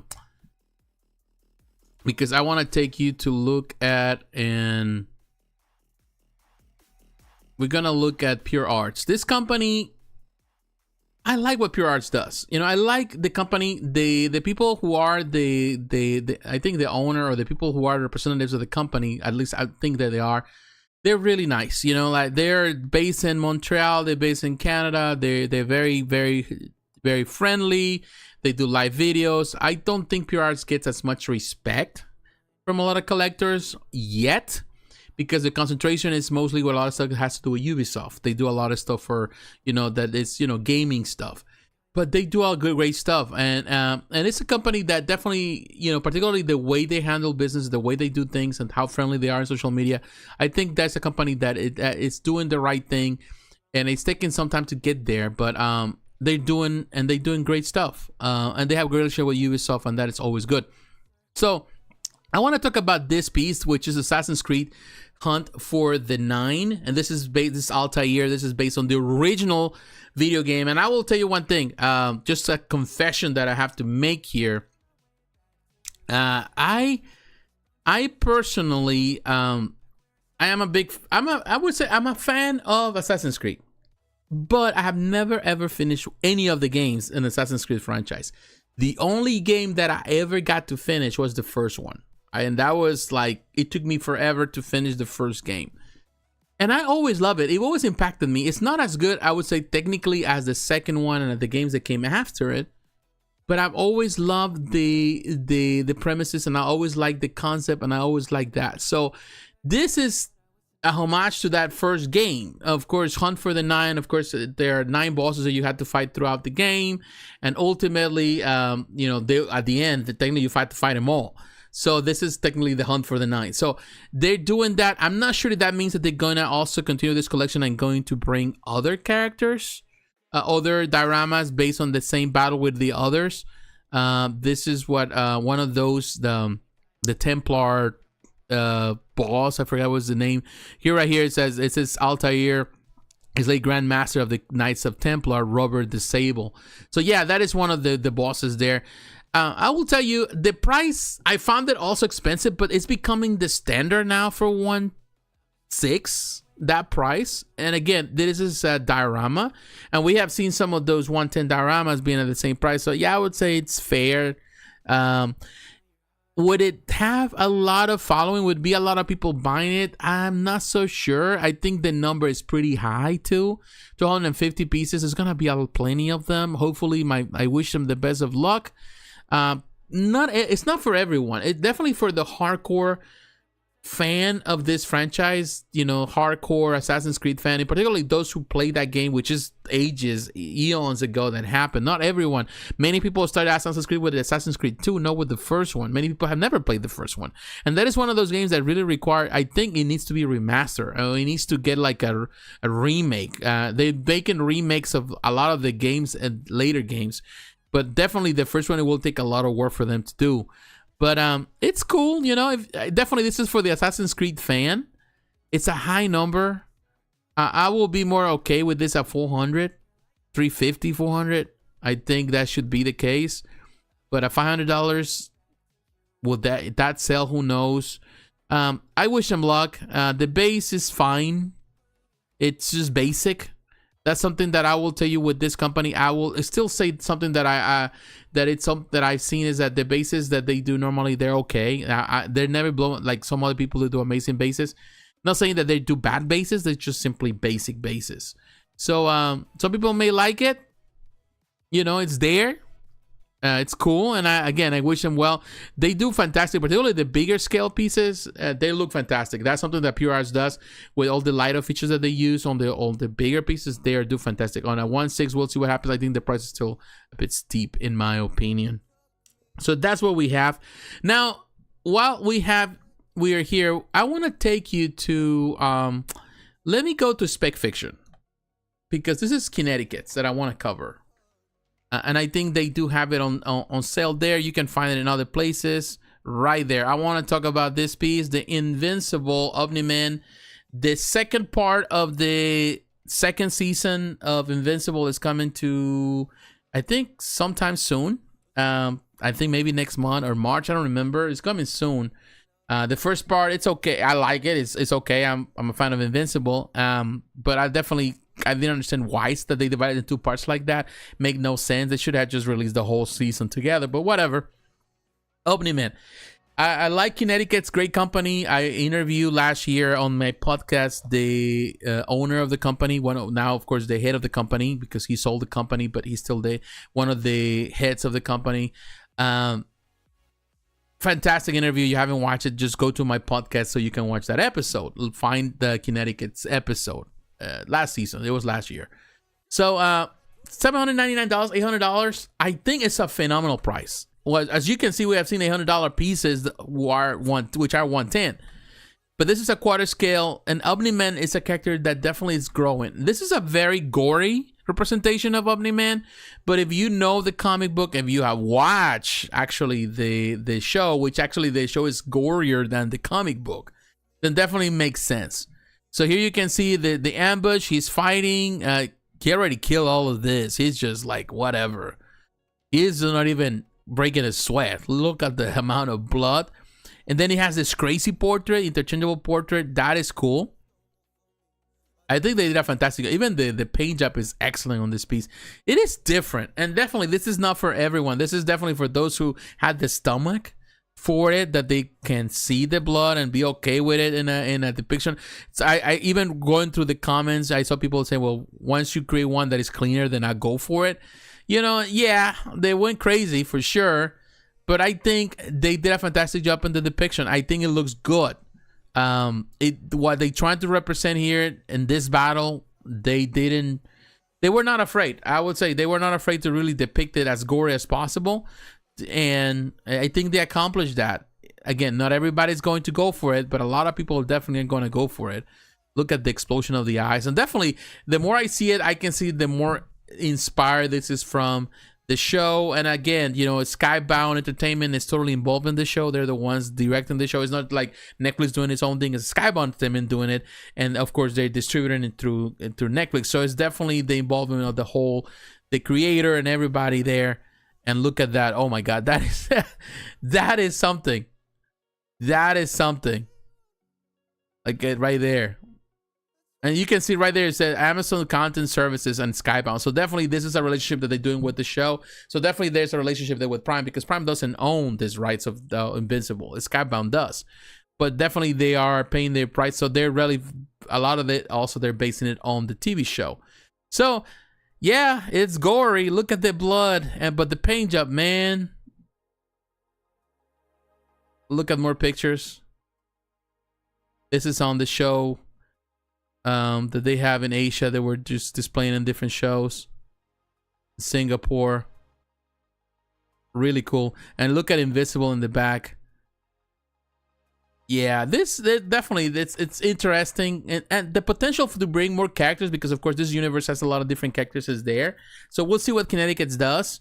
I think this is it comes with a great bang, and definitely it's good. There's no edition size yet. I'm sure it's gonna be limited. I think the price is fair for what they're offering, and that is pretty good. All right, so let me go back to the chat and see if we read some of the comments here. I end up pre-ordering the Strange Things Vecna they come out with. Oh, Vecna, yeah, that's cool. Yeah, I saw that piece too. This is fantastic. It definitely is cool. I love Stranger Things. Definitely love Stranger Things. So it's amazing. One thing I would say about Kinetiquettes is that they are unafraid to try new things. You know, as a company, they are doing things that perhaps, you know, like they go in this direction, that direction. They're doing a couple of things and trying to find the right approach to things. Like I see that Vecna, that is really cool. But you know, they have done so many things, you know, like the Chun-Li and the King of Fighters stuff. I definitely, that also, they have that Samurai, the Hamaru from Samurai Shodown. I like that piece. So they have a lot of stuff with anime, and they're expanding, and they're going into different routes. And definitely a lot of people are gonna be looking for that Invisible, you know, the statue also. So, you know, the potential for so many things is there for this company.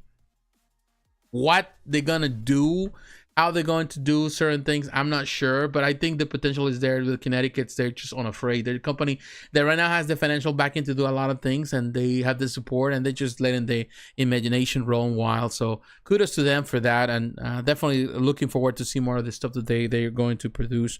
So yeah, definitely good.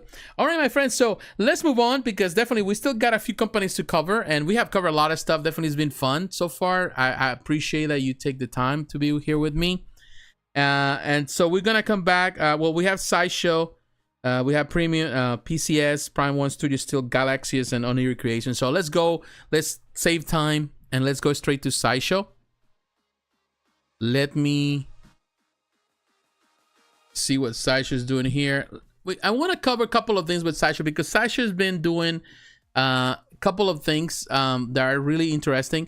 I want to start first with one thing that they just recently they showcase. Let me see right here. They release a new some images. Let me stop it here, because I don't know I don't know you can hear it. So it's a short. the light up feature. I don't know if you can hear that sound. It's pretty loud though.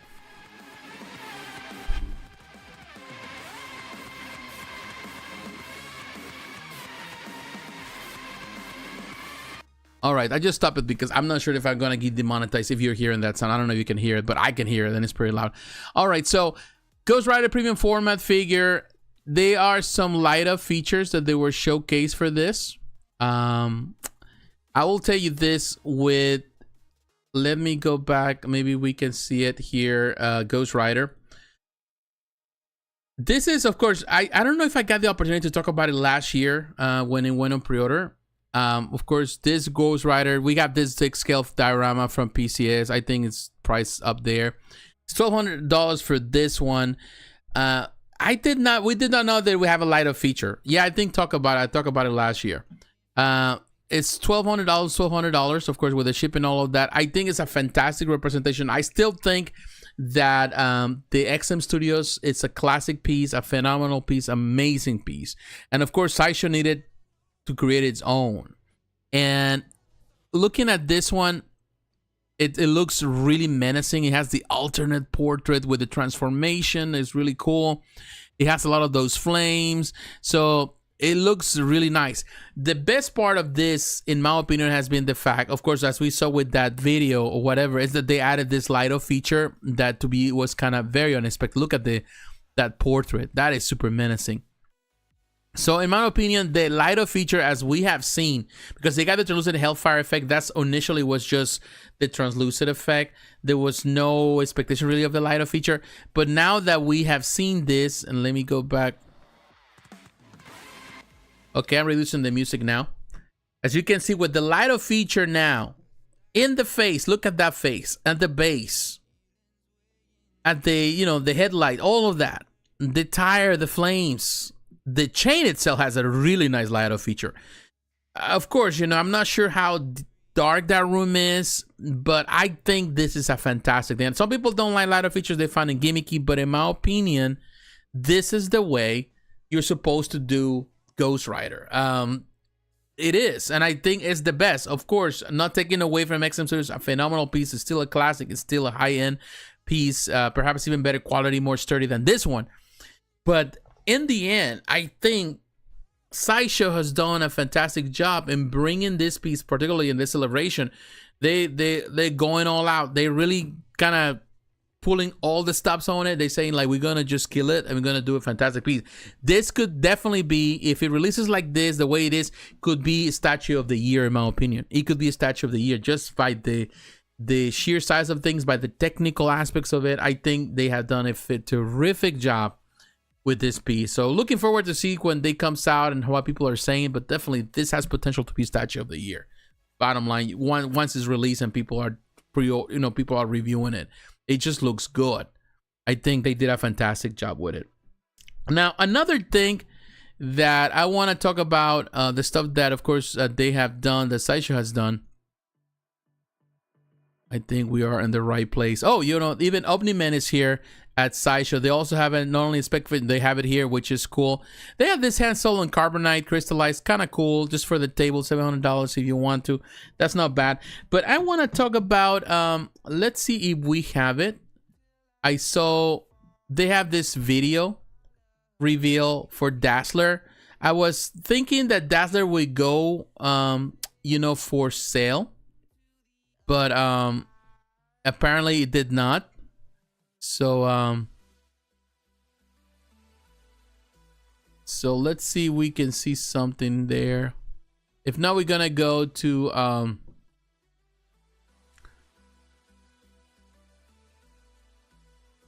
let me kind of give you to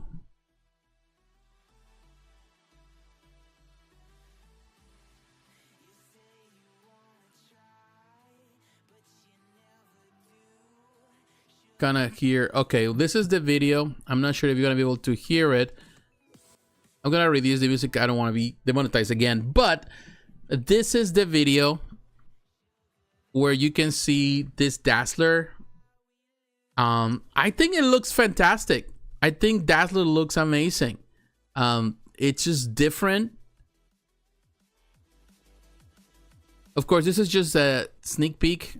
we will know more about it when this goes out. Let me see if I can. All right, we're doing the theater mode. Okay, cool. Let me start again so we can see it.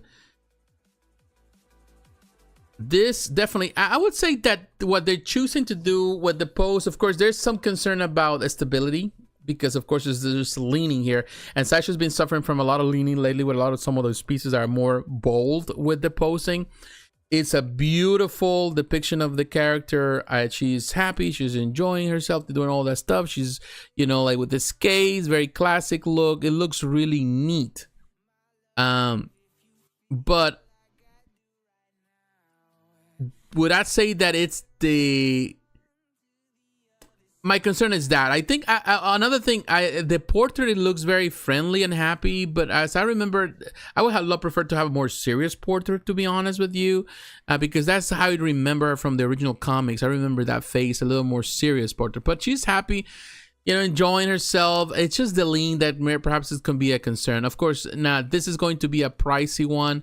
I think it's still nice looking. I think the base with the stars, all of that, it has something that Sideshow, some people are not fans of, but Sideshow's been doing more and more. Is doing the more stylized bases and doing all these little details like the force angle type of thing where everything is in a different angle. So it works for some people, to be honest with you. Not necessarily, I would say that is the best thing, but the force perspective is something that not everyone likes. But it's very very unique, and I think Sideshow does really well with those force perspectives. So yeah, we're looking forward. I'm not sure if it's gonna go on pre-order next time. We'll find out more. But another thing that I want to talk about, and here at Sideshow, I want to talk about the another reveal that just went out on this week on pre-order that I think is phenomenal. Let me see. Is the Pulp Vixens piece, the Mr. Sin, this one. That is perhaps one of my favorite pieces that they showcase, of course, at the 12 Days of Sideshow. And I think it's one of the best. $645, a quarter scale piece. This is when definitely Sideshow shines, when they do things are different. Ursula Strand. It's just a very unique representation. And of course, this has the force perspective with the background. As you can see there, I think there's a light of feature. It appears with the stairs. I do like this collection, to be honest with you. I do like what they're trying to do to go into something very unique, very different, very bold. And I think they're accomplishing this with this one. I think this is the best that they showcase. In comparison to the other one, I think she's beautiful. The representation is there. The detail in the base is really cool. Again, here you can see of the two, this is definitely, in my opinion, the one that is going to be the fan favorite, the one that people are going to pick the most. Perhaps they're going to pick the other one to go alongside, but I love the playfulness of this and the angular thing. And this one with this other girl, she's fighting this octopus, is more of a fighting thing. There's an angular thing. You cannot really see her face because she's looking down. With Ursula, she's looking up at you, and I think that one makes it even better. And definitely it's a very nice pose. Here you can see she looks fantastic. She has a nice body. The whole the sculpt of this is really phenomenal. And definitely Mr. Sin here, this diabolic image in the background. It has so much detail. It has illuminated lithophane backdrop. That is cool. It looks cool. It's gonna look cool regardless. And that is not really, you know, they make it like that. So some people may not like it. Some people may not like that part of it. I like the concept. It's definitely a very unique design, very different, and definitely, in my opinion, a great start for this collection. Here you can see the light up base feature. That is very, very nice, very unique, very nice touch. She definitely has a very nice portrait. You can see the gun she's carrying with the silencer. That is a very sexy figure for sure. Now, just to give you an idea who is involved here, because I definitely like the details there. You see Will Harbottle, which in my opinion is one of the best sculptors ever. So Will Harbottle involved in this one. Of course, he has done amazing stuff for Sideshow. And Ian McDonald is the designer. Kat Sapine is the painter. She's always phenomenal. You know, this is it's not a big team of people, to be honest. Of course, you got the Sideshow development team and all that. But just these three combined, they have done a phenomenal piece. This is one of my favorite pieces that they have showcased in recent times. It's so good. I think it's a nice depiction of this character that they created, but it's such a nice artistic rendition of this character, of this person. It looks really nice. And if you're a fan of Pulp fiction, you know, Pulp novels or movies, then definitely you're going to love this for sure. You're going to love it. So yeah, it's a really cool one. Now, one thing that we need to point out, of course, that they release, and a lot of people are super excited for it, of course, is, I'm looking for it right here, Batgirl. This Batgirl, I'm telling you, it looks good. Of course, one of the highlights, of course, of the 12 Days of Sideshow. It looks really fantastic. And particularly, people, there's a lot of fans of this because of the people who are involved here. Of course, you're talking about, here you can see Daniel Bell. Of course, he's a phenomenal sculptor. He's doing amazing stuff with Sideshow. But this is the first time he has done, or he's doing a female statue, a female character. So he's super proud of it. He's posting it on Facebook. He's posted on Instagram. He's really excited and thankful for the opportunity. And I think he killed it. I think he did a fantastic representation. Now, when comparing this with the classic Batgirl, I prefer classic because I've always been a classic guy. But make no mistake, the modern rendition of this Batgirl looks really well done. The physique is well done. He did a fantastic job. Richard Long's a designer. Of course, Daniel Bell also was involved in that. Chi Sumo is the painter, and the Sideshow Design and Development team is involved there. He was thanking on social media some of the people that helped him design. $710. It's steep, but this is the standard now for quite a scale. But to believe me, they did a fantastic job. This piece is growing on me. Even the suit, the tactical suit, is growing on me. And of course, that base with Clayface is really cool. It's just really cool. It's growing on me. I think it's really well done. He did a fantastic job. And for being the first female character that he has done commercially now, he killed it. I think he really did good. He really did good. Look at that. It's a nice depiction. He just came out of the battle and he came out winning, of course. But you can see on the tactical suit, he gave him a fight, but she won in the end. So even the bandages around her suit, definitely there's some damage in her suit that she's been through different battles. She's definitely is doing well. This is a beautiful piece. The more I see it, the more I like it. The more I think, would I consider this is the best depiction of the character? It depends. I think it's the better as an action. The original that they did were, I think the first one that they did, the OG one, and you can call it that, I think it's a phenomenal depiction of her. The second one, not bad at all, but it's more of an action. But I think this is superior to that one. Superior to the first one, it's a matter of comparison. I think they're side by side. But in the end, even in the end of the quality, this might be the winner. This might be the winner. I think this is fully sculpted too. That's another plus. There's no mixed media here, and people love that. Look at that. Really nice depiction, and the paint job that she did here is just really nice. It looks like grimy and dusty and dirty and bloody and definitely just been greasy, like she's been through battles. Look at that. And the crowbar. Some people didn't like the idea of the crowbar, saying that is more of the Joker thing. But I think in some ways it's kind of a presentation of the power of this character.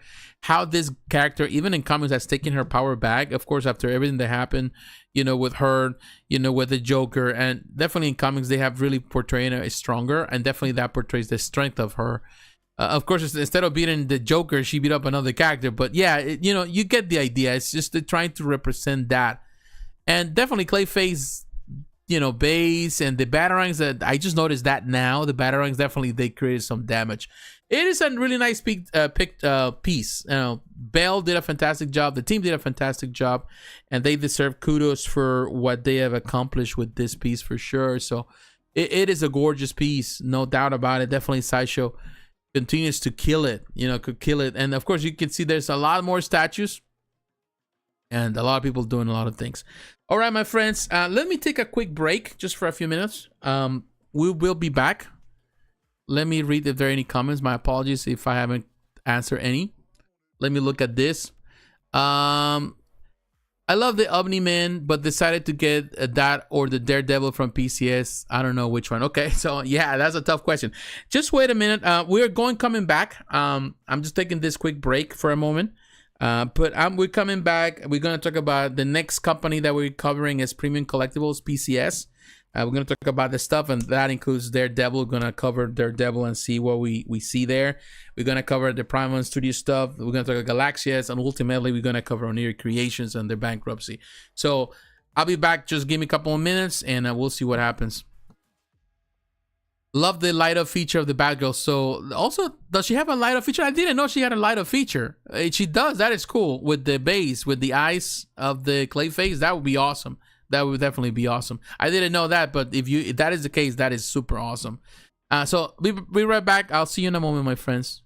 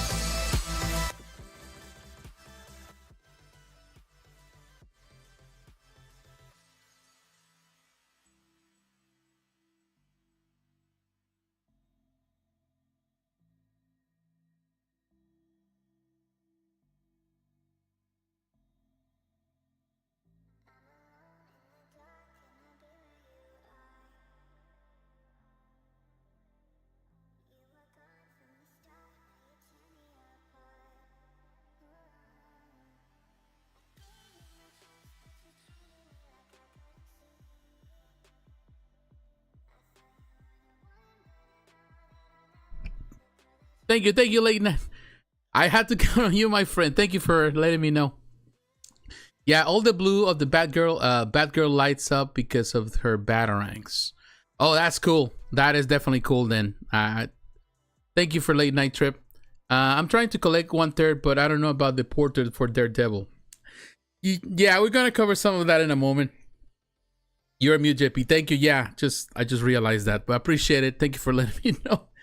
All right, so let's cover. As I mentioned, we're going to talk about premium collectibles. It's hard for me to say premium collectibles, whatever studio, because to me it was always PCS. It was always Pop Culture Shock.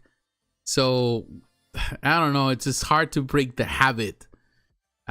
Because it's still, we know as PCS, and I'm just gonna call it PCS, but that is the new thing. That is how they're known now. So gotta respect that. All right, so let's see.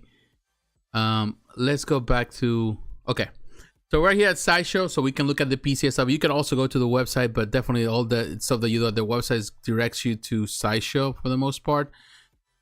It's easier to navigate here. So we're gonna look at all the stuff. This is some of the stuff that we have seen before. I've talked about it last year. They still have it on sale. They still have a lot of stuff, which is kind of cool. Some of this stuff. Let's start first. Let's start first with the most recent thing that just came out. This is Larry Bird. If you grew up in the era of the, in that era, the 70s and 80s with the, basketball. The Celtics were the top thing. I remember that. My dad was a big Boston Celtics fan. He loved the Celtics. That was his team. For me, it was different because I'm more of a Jordan era. As a kid, I loved the Celtics. I watched the Celtics, but because of my dad. But then, of course, it was Jordan all the way, so it was Chicago Bulls and all that kind of stuff. So it is what it is. So they have this version, of course, of young Larry Bird being young. And this is something that they have done, of course, that we have seen the Michael Jordan version. This is cool. This is for the fans of NBA, for those who love that kind of thing. Very unique, very different. Would I pay that type of money for something like this? Not necessarily. It's been held by that little peg that goes down. Not necessarily a fan of that effect. It looks a little cheesy. It has the signature of the character. It has the symbol of the classic Boston Celtics logo, which is cool. And it's nice. I'm sure that maybe they have like a different version with the white, clothing, the classic white and green. But they got the classic green and white. And of course, you see the NBA ball. That's kind of cool. And the classic number 33, it says NBA product. This is the thing. I think what PCS is doing as a company, which definitely it's nice, is that they're doing things that are different. And they're expanding a lot of things. They're doing a lot of things, and they're doing what the future will bring for them. I don't know. But this is cool. Definitely not for everyone. This is for the fans, the NBA fans, not necessarily even for statue collectors. It's for people who love Larry Bird, they love the Celtics. Definitely, there's going to have a market for it. That's for sure. So it's kind of cool that they did this one. Now the next thing, this one that I want to talk about is this Chun-Li Powerlifting Alpha. They have two different versions, the Alpha and the regular version. To be honest with you, this is not for me. This is not for me at all. Yeah, it's kind of cool. It's based on an art and all that kind of thing. And definitely this is it's kind of like, I don't know, it's like a fetish or something for someone. It's cool, but I don't envision her doing that kind of thing. I've never seen it like that. I've been playing the game since the original game, in this case, the second one, which Chun-Li was there. And I remember early 90s playing the arcades and stuff. I've always been a fan. And Chun-Li has never been like, I never seen like a powerhouse lift of, power lifter. But hey, some people may like this idea and they're willing to pay the price because they want to have everything with Chun-Li or everything Street Fighter. But to me, that is kind of like a missed opportunity. Its concept is nice. Don't get me wrong. The sculpture here is really nice. But would I pay? And actually, they did this here in the gym. That's kind of cool. But would I pay money on this, particularly this price? Even she has her, like, I don't know, like her little drink, like the shake and all that kind of stuff, the power shake, whatever. And there's different colors. I see a blue one here and a pink one here. So unless it's the same thing, here it looks blue. Maybe it's a prototype thing or whatever, but it's okay. And definitely she has cake. They have to, you know, she's powerlifting right there. But Chun-Li, I never seen it like a that of course she always had this big legs. Oh, that definitely she has cake. And definitely this is definitely a fetish for someone. This is someone that definitely like that kind of thing. They like the girls thick. And this girl is thick. That's for sure. Look at that. I saw it the first time. I was like, what the heck? You know, like when I saw it the first time, I kind of like I was going through Instagram when I saw the first pictures of this. I thought it was just like a custom piece from, and you know, do you see all these custom weird pieces that naked figure statues people do? Like you can undress them and take the top off or whatever. So I thought that's what it was. And all of a sudden I saw that it was actually PCS and I was like, what? I didn't believe it, but hey, it is what it is. It says Capcom right there. It is fun, you know, I'm not gonna deny it is a fun depiction of Chun-Li. It's different, but definitely this is not a must-have. This is for the ones that have a lot of money to spend. They love the collection, they love this, and they want to have everything that has to do with Chun-Li, everything that has to do with PCS, with Street Fighter. They're gonna go for it. But to me, it's just, it's all right. It's all it is. $670, maybe.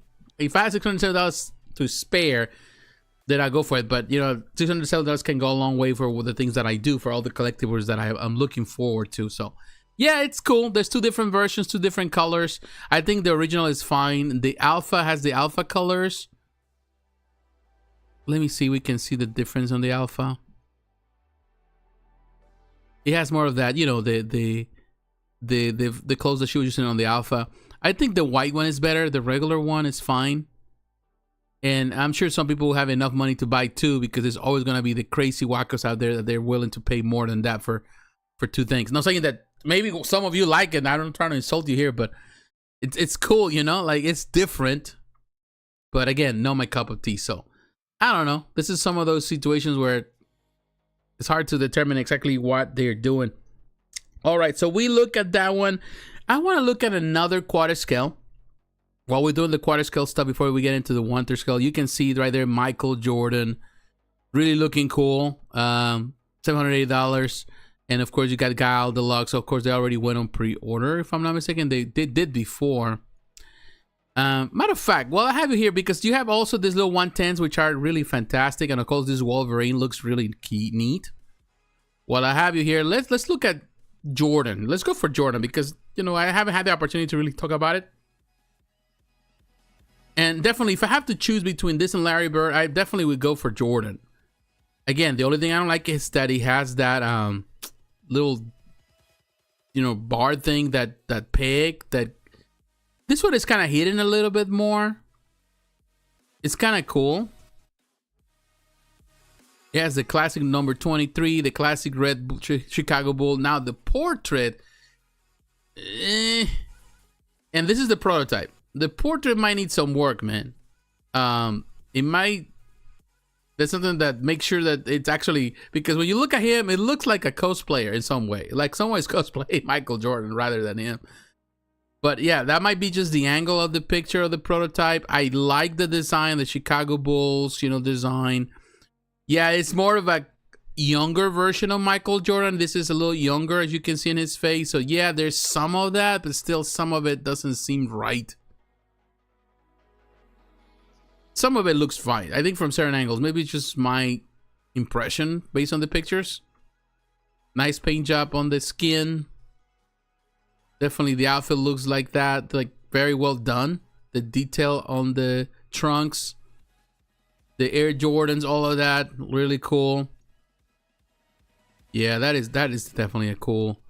They did a fantastic job. Yeah, I would say so. Not bad at all. And definitely that base look with the Michael Jordan's signature. And definitely that makes it even more expensive. If I'm thinking here, this is more expensive than the other one, of course, because Michael Jordan, I'm sure they have to pay more for his likeness and all that. Look at that Guile too. That Guile is good. I like the deluxe edition, which is more classic. I used to own the original Guile that was by Pulp Culture Shock, the PCS, the original company, before, of course, it was purchased and all. And I love that piece. I sold that piece many years ago, but I always loved it. It was fantastic. It got the classic. This one has the more like, you know, he has guns, man. He's showing those arms are huge.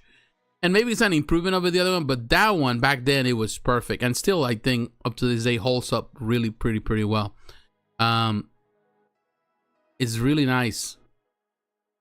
And of course, doing that classic, you know, thing with his comb. He's gonna comb his hair, all of that.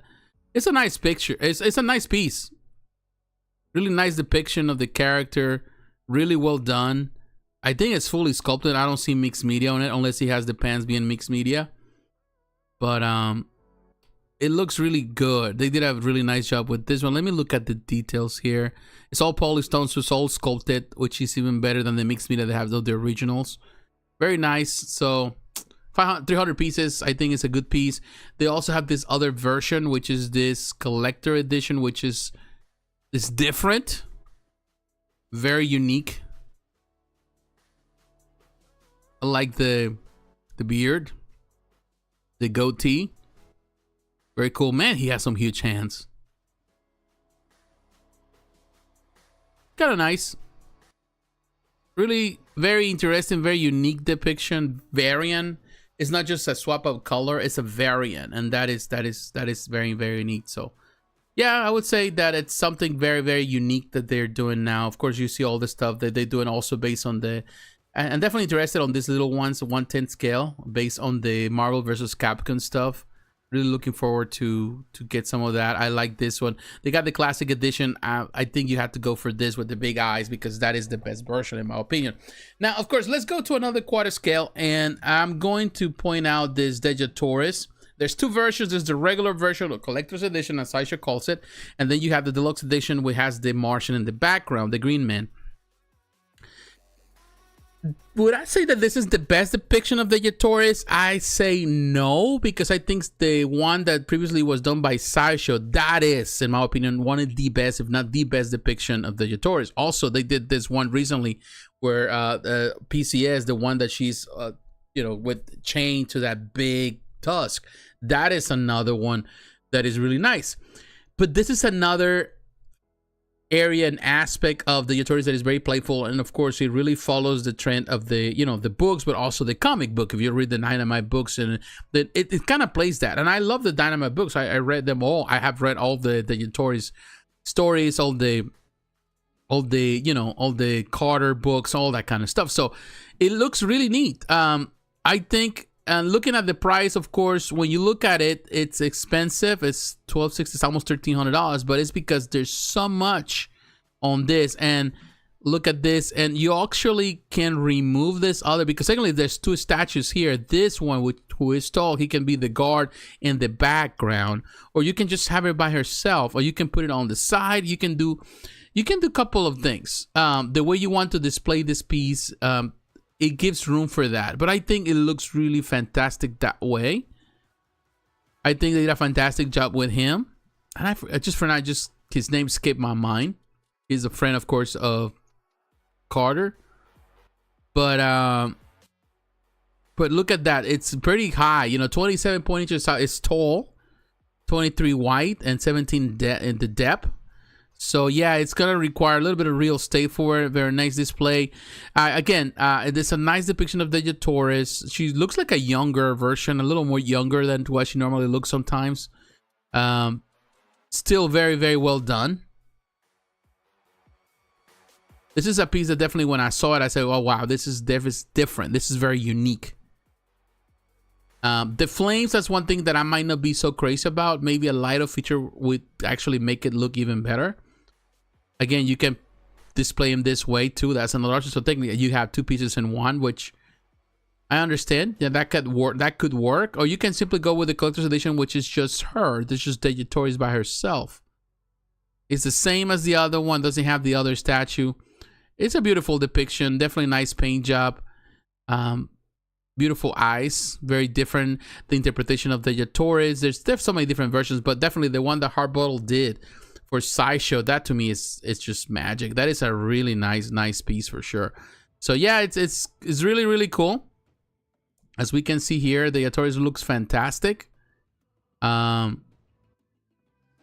know, this Prince of Mars is super good.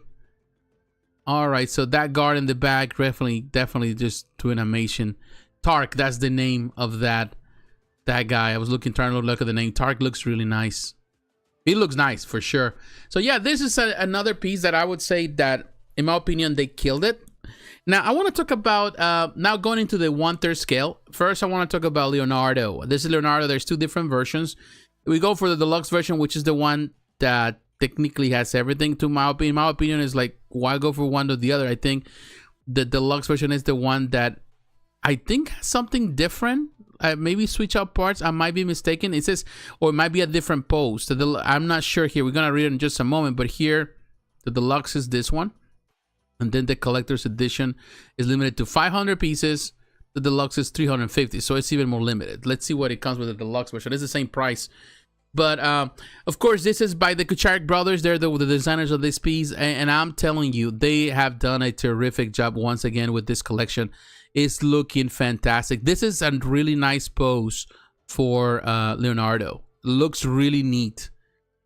That is definitely really a killer piece. And yes, as a deluxe piece, you have switch out parts. That is the way to do it. I go for it. I think if I have the opportunity, like, to get this, to buy their 1/3, this collection is really coming along so nicely. The level of detail that they're doing here, and this piece definitely, it's really good. And here you can see Shredder right there. Amazing looking depiction. They have done really fantastic. Now with the deluxe version or the collector's edition version, it's just this one.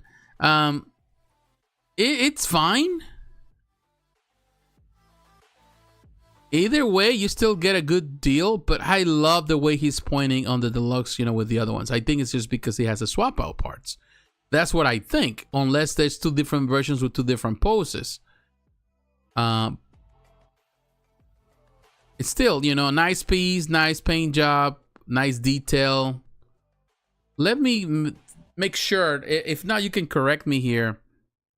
But the deluxe version, let's see. The Leonardo measures 20.5 tall and 19 wide as the fearless and stoic leader of the Turtles, wielding his signature katanas and perched on a drain pipe, prepares to fend the ferocious Mousers and lead his brothers to victory in New York's sewer system. The Leonardo 1/3 Deluxe Edition also includes that swap out extended arm with katana to taunt enemies to play. Okay, so it does come with that. So that is the part where which one to order. Well, you gotta go for the deluxe version because it's the same price and you get the swap out. So that means that once they run out of this one, the only one we collect collector's edition. So I would say if you're collecting this, you go for this one. And I do love the deluxe swap outs. I think they're better. I think the extended katana, that's the way to go. This is a really nice collection, and definitely Leonardo, it's a really nice addition as the leader of them. I think they did a fantastic job. Of course, there's other things like this jumbo thing. We're not gonna do that. We're gonna skip that one. I think that's Martin Canale who did that one. So let's go to Daredevil. And I saw it, and $1,500, that's steep, but it's a 1/3 scale. Let's make no mistake on this one. There's so many fantastic Daredevil. I will tell you one thing about Daredevil is that it's been, over the years, so many different interpretations or so many options for Daredevil. Daredevil is perhaps one of the characters that has seen more statues than any other. Keep in mind that it was Daredevil was the first statue produced in a way commercially by Bowen Designs. Bowen Designs, when they started the whole trend that we see now with statues, Bowen Designs came on board with the first commercial for Marvel, which was Daredevil, and that's the first full-size figure that they did, a statue. And since then, every company, a lot of the companies have done Daredevils. I remember Hard Hero did amazing renditions of Hard, so dynamic. It's a character that lends itself so well to dynamic poses. Sideshow has done different versions with Kinetiquettes, PFs. XM Studios did a fantastic one too, also on the ledge. The Iron Studios, which in my opinion is fantastic, also kind of has this concept here. Kind of the same thing with the glass in the background. That's a fantastic piece. Now, this one, and I will be honest with you, it's beautiful. I think not only it takes some of those elements from the others with the church, or something that has always been common theme for Daredevil, and it makes it dynamic. And in my opinion, I think it's really, really nice done. Like, I like the way it looks in the background. Of course, you know, there's a couple of things that they have to be done in order to make it look. I like the yelling. I know some people may not be a fan.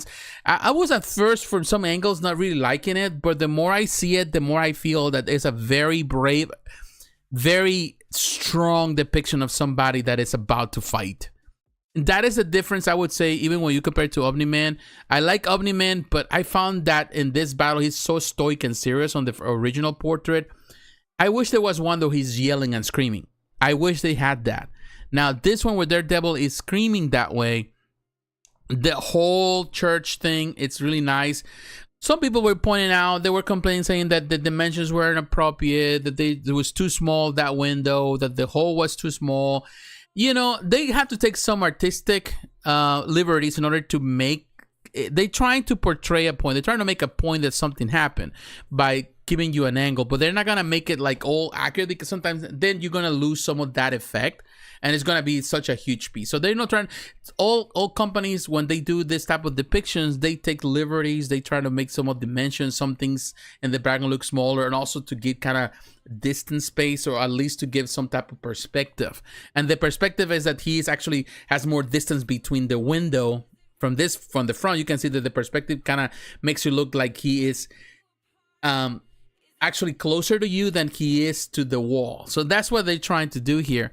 And on this side of the picture, I love, even the yelling looks really nice. This other picture, yes, from this angle, this is the part where I feel that, oh man, it doesn't look as good. Maybe it's just the angle of the picture. But I like that they went with the classic. This is not like a modern rendition. It's not like a militarized version of Daredevil suit. It's not like a, you know, tactical suit. It's just the classic Daredevil suit. And that is good. Of course, these are based on the video game, but they're going with the classic stuff. And yeah, the glass, they don't want to make it too explosive, because then you had so many pieces to put together. And that was the problem that we had. A lot of people had, you remember the Spider-Man, the first Spider-Man quarter scale that was produced by Iron Studios, that it was a battle between Spider-Man and the Dr. Octopus. And they did that effect, and there were so many pieces to put together. It was a nightmare for people to put together. A lot of pieces got broken. People got to get replacements because there were so many pieces of glass that you had to assemble together, and there was no real way, or at least explanation how to do it. It was a nightmare for a lot of people. So, you know, you don't want to have that many parts in a piece too, because then you have a lot of problems. Things can break easily. Then you don't know where to put the stuff. So this simplified thing. So there's a couple of shattered glass here and there, but there's no meaning, you know. So the whole is simple, just to give you an idea that he just went through the glass. Here you can see the face. Yeah, at this angle, it's fine. I can see now that it has kind of like icy eyes.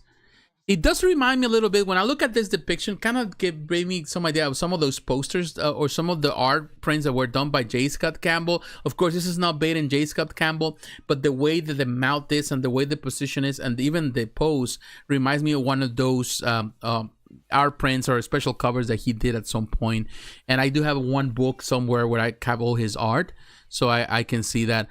I like that of course, the gargoyles in there, perch there, the angel, that is really nice detail there. I like it. I think it's really good. It's very unique. It's very different. Even the glass, of course, you don't see more shatter, but it gives you an idea that he went through it. And at this angle, I think this is the best angle for this piece. This is definitely a good angle. Now, this piece is going to be the one that you want to display not too high, but not too low, and maybe a little higher than normal. That's all, so you can really see that the effect of the jumping. Also, it's held by I think in a picture we're gonna see in a moment, where there's something holding it. This metal here, the rod or whatever that he destroyed. This part, of course, of the window. And here you can see the angle. Again, the fact that they do it that way, it's just as a force perspective. It looks like he is closer. From this angle, it looks like that, but it might look kind of weird. So definitely you need to display this, not on the side again, but you have to display it on the front. That's how it's going to look better. Give it that force perspective. And the window at the back, there's detail there. That glass, just for detail purpose. And here you can see, maybe here you can see this little metal rod or whatever piece of wood or whatever it is actually what's holding the piece. Of course, there is a concern of how heavy the piece is. Now, there was one thing that we're concerned about, how be able to sustain it. It will be very sustainable, permanent. But I was going through the comments, and somebody asked the question. They were concerned about how it would held to it, to the wall. And Ant, the owner of the company, he mentioned that actually there is a rod. This thing is held to a rod that actually goes all the way down to the base. So they trying to give a lot of support. However, that doesn't mean that just because you got that rod, and even that rod might go inside the body deep enough, that doesn't mean that there's no concerns about the weight in the end, or how that little piece right there that connects to the waist or to the hip is going to be, in this case the hip, is going to be how strong it's going to be to sustain the weight, because definitely it's just the piece. So we don't know yet on that. But I will tell you that I think this is a bold interpretation. It's really nice. I'm definitely interested on it. Again, this is the angle for it. Between this and Omni-Man, I think this can work more as a standalone piece. The Omni-Man, it's great. If you have Invincible with it, you know, like I would say that that's a great piece to go alongside with Invincible. But if you want a standalone piece, I think this Daredevil can really work. So it's good, it's different, it's very unique, and I think that there's a potential to be a great piece too. I think there's a lot of good things on this piece, a lot of things that are the showcase here that are really, really well done, and kudos to them for doing such a thing. The only thing I don't like about PCS is they really don't credit their artists. So sometimes you only get to know that some artists were involved here is because they post the stuff themselves on social media. But other than that, they don't do it. So that's something that I don't like when companies don't do that, because companies should honor the people who are involved there, because at the end of the day, they are the artists who are creating this pieces of art. Yeah, some people are paying them to do the work, but ultimately they are the artists. Without them, nobody can do anything. Money cannot just make a statue. You have to have an artist to do it. So that's something that we have to keep in mind. So yeah, I think the Daredevil is great. The best Daredevil, that is hard to tell, because I still think that Iron Studios did a phenomenal Daredevil. There's so many from all the scales. Even is one scale, I always loved the Kotobukiya, which I reviewed many years ago. Phenomenal piece. Hard Hero has my favorite depiction of Daredevil, the one that he's perched, like upside down from. That's my favorite depiction of Daredevil, period. But Sideshow has done fantastic. XM Series did a fantastic one. But I love how dynamic. I love when companies go dynamic with Daredevil, because this is a character that definitely, the best way to portray Daredevil is he doing some acrobatics. That's how you have to do it. If he's just standing there, it's boring in some way. Even though Bowen did the classic museum pose, and it's a fantastic piece, the original, the real OG, I still think that Daredevil needs to be acrobatic, and that's the way you depict them in statues, on covers, and art and everything. That's the best way to do it. So yeah, of course, that's just my opinion. All right, my friend, let me read some of the comments. Maybe we have some here, I'm not sure. I've been talking like nonstop. All right, let's see here. Let's see. I'm trying to collect what they're okay. Jordan portrait is better in my opinion. You think it's better than the Larry Bird? I think Larry Bird is more like a younger version of Larry Bird. The Jordan, I don't think it's bad. Maybe from some angles, maybe it's just the picture itself. But I like the pose. I think the detail on the everything is really nice. It says on PCS website they have 3 versions of Chun-Li. Okay, so they have a different version too. I'm still not crazy about that, to be honest. I can see it being used as a motivation too. I never thought about that, but that is actually true.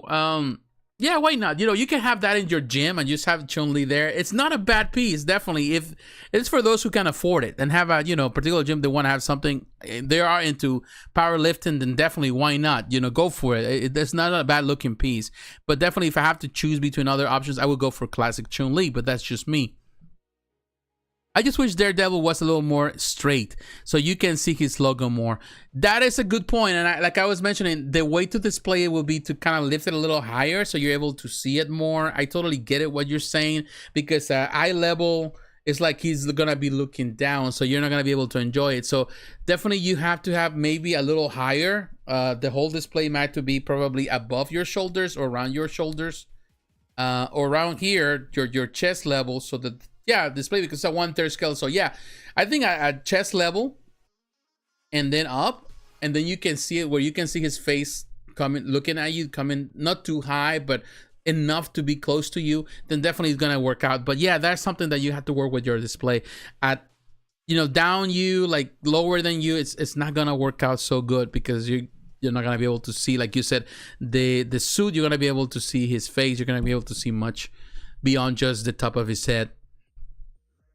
I'm gonna get Daredevil instead of Omni-Man. Daredevil is my favorite Marvel character anyway.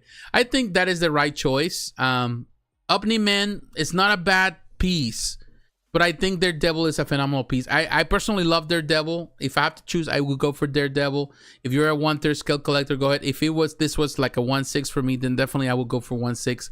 Hoping that they do something now that they're expanding on these licenses. But it's good. I haven't had a Daredevil statue in a long time. I got rid of many of them, but definitely I need to go back to get one. I've been wanting to get one. Maybe go back and get one of the old ones. Maybe get back the Hard Hero piece, or the that Kotobukiya too, from even though it's a small piece, but it definitely fits more for what I collect here, for my scale and size. So okay, we talk about this, and let's go to now Prime 1 Studio. Let me go to really.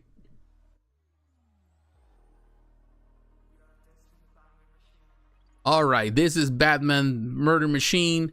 Before we get into the whole thing with the pieces that we're going to cover today, let's see. We might end up going to Sideshow.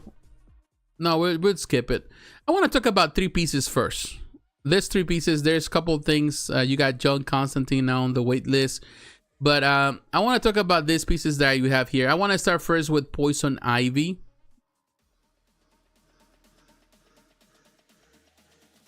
Actually, we're going to start with Poison Ivy.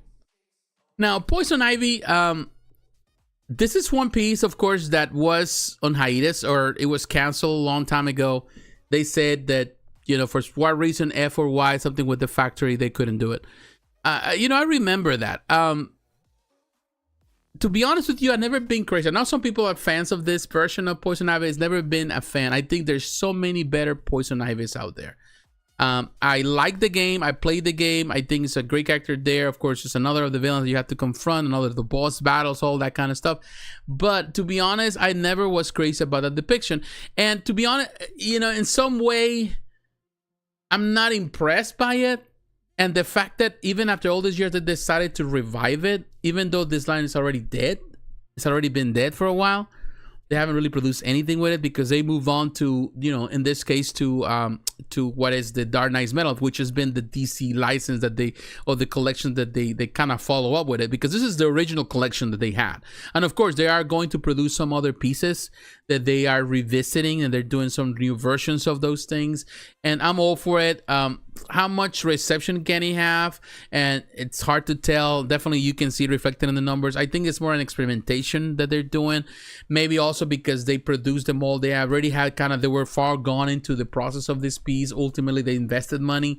And now they, for one reason or another, they are able to kind of close the gap and try to recoup some of that money they invested initially on this. I think that's some of it. Some people are fans, but many people already got rid of this collection to get at other collections, to get other pieces, whether it's within the Batman Hush collection and all of that. So would it be any type of good reception to it? Who knows? I'm not going to say yes or no.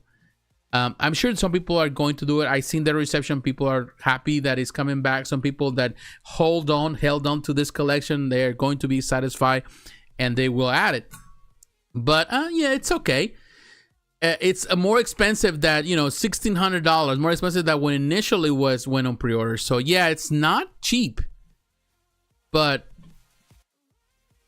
keep that in mind, that it's just because what really happened there. So let's see, we can actually, okay, so we're looking at this. There's a lot of pictures, just to give you an idea. It has its pluses. It's not a bad looking piece. It has swappable head parts. But again, you know, there's been so many different variations. Of course, this is for the completionists, the people that they want to finish that Arkham City collection. So definitely this is the version for it. But you know, there's so many great Poison Ivies out there. I'm not sure if I never really was crazy about this version in the video game or the design. It's not bad. It's just not the best in my opinion.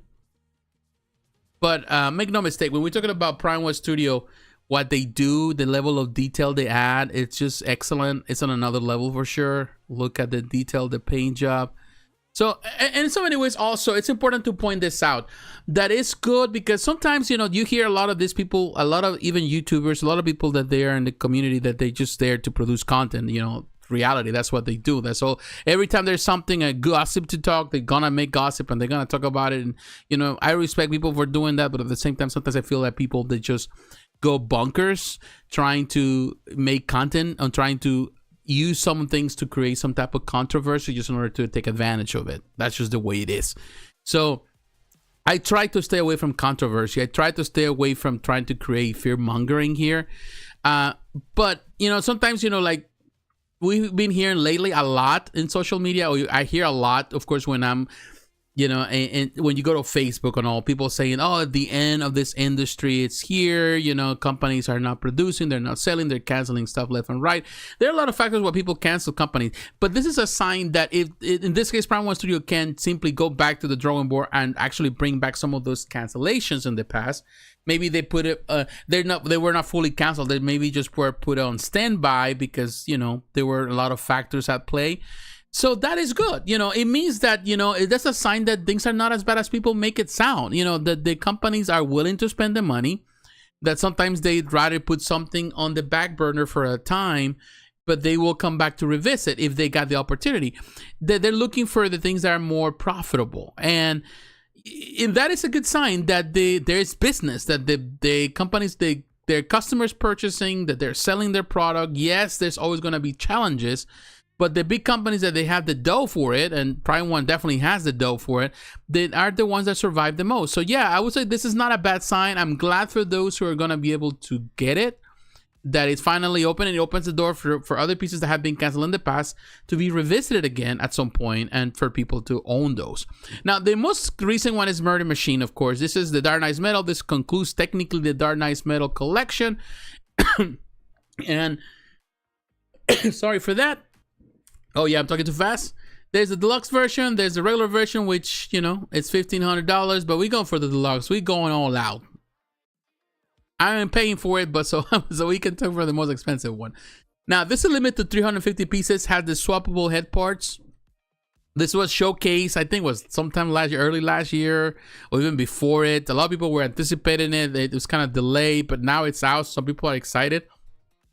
This is definitely an interesting one. I think it was like maybe not last year, but maybe the year before or something. So it's cool. It's a nice concept. Definitely this Dark Knight's Metal has been a fantastic collection for Prime One Studio. They have milked it with so many different characters. They have done fantastic representations of these characters.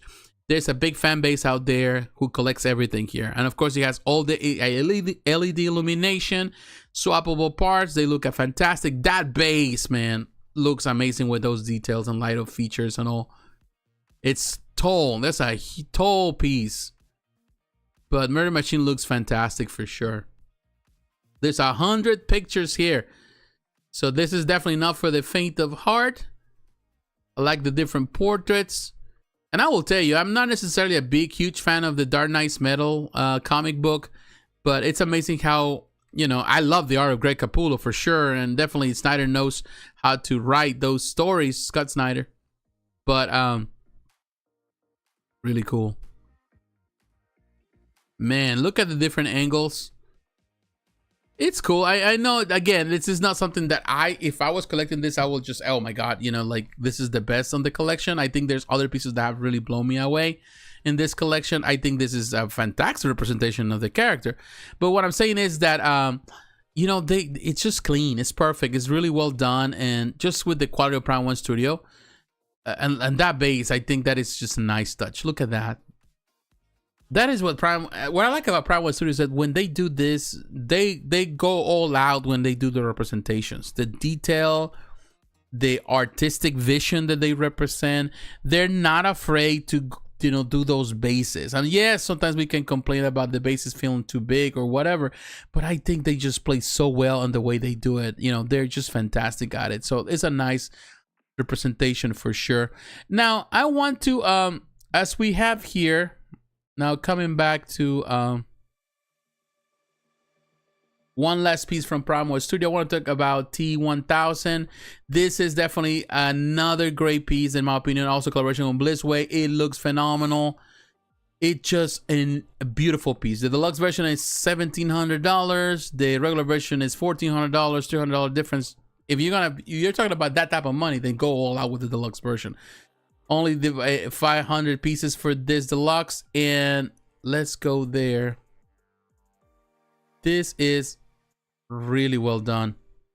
Let me kind of go to the pictures here. Now here you can see the bonus version. That means that you order directly through them. You get a detachable sunglasses. Cool. If you want to do that, limit to 500 pieces. I'm telling you, this is gonna sell so well, and the depiction and the likeness with the actor is spot on, in my opinion. It's just so good. Of course, we're talking about Blitzway. Blitzway knows how to sculpt. As a company, they know how to do these portraits. Amazing. Nobody else compared to Blitzway. They're the best. It is just perfect. And look at that. It's so scary and menacing. This movie, man, I remember this movie. It was one of my favorite movies from the 90s. It was just it's a great movie. Brings a lot of good memories. Watch this at the movie theater. Went with my cousins to watch it. I remember when it was a fun movie, man. And I think we went a couple times. So really nice. This is gonna look so great right next to Arnold. Like, oh my God, it's gonna be such a fantastic display. It is really well done. I think we skip a few.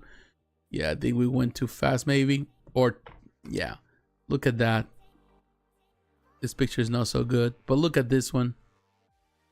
The portrait. I think that's what sells it to me. It's just the portrait. This is when you realize the Prime One Studio and this collaboration with Blitzway, they're the best at this, at doing this. Yeah, look at that right there. It's so good.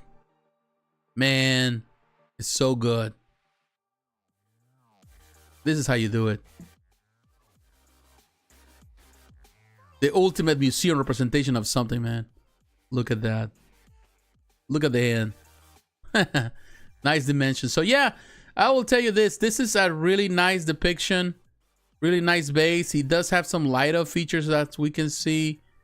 Really, really well done. I think that Prime One Studio is still showcasing. No doubt about it. That's what they do, and they're best at doing representations like this. They're just the best. If you want museum likeness, we have companies like J&D doing a fantastic stuff. Quinn Studios, Infinity Studio, they're doing fantastic likeness.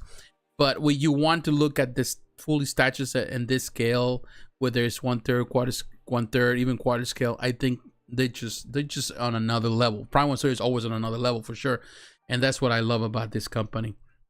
All right, let me see if there's any comments here. Let me look at that. Let me drink some of these.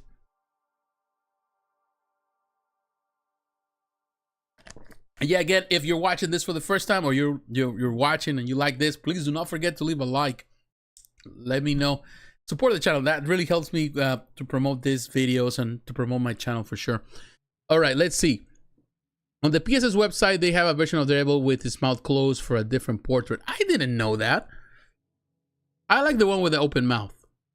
But Daredevil with his mouth closed for a different portrait. Interesting. Interesting. Do they have like a swap out? Maybe we can look at it in just a moment just to go back. Prime One very rarely misses. Really awesome line. Yeah, it's so rare that they do it. Prime One is definitely on a different level. It's just surreal what this company does. Yes, and you pay a premium, but you're getting the best of the best collectible in the market for sure. I'm getting the skeleton and T800 for Prime One. I'm not gonna get the T1000 because I got the Pure Arts bus. Might just keep that.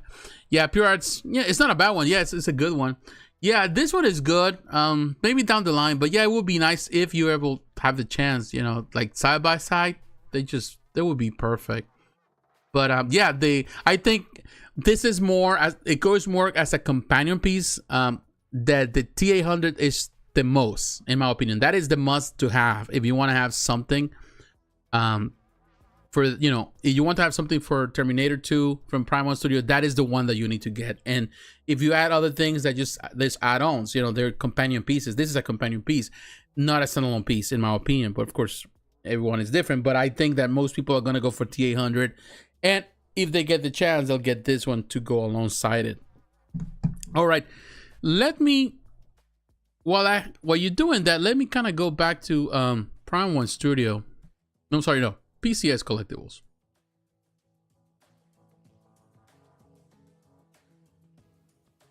Collect PCS. That's, I think, what the website is now.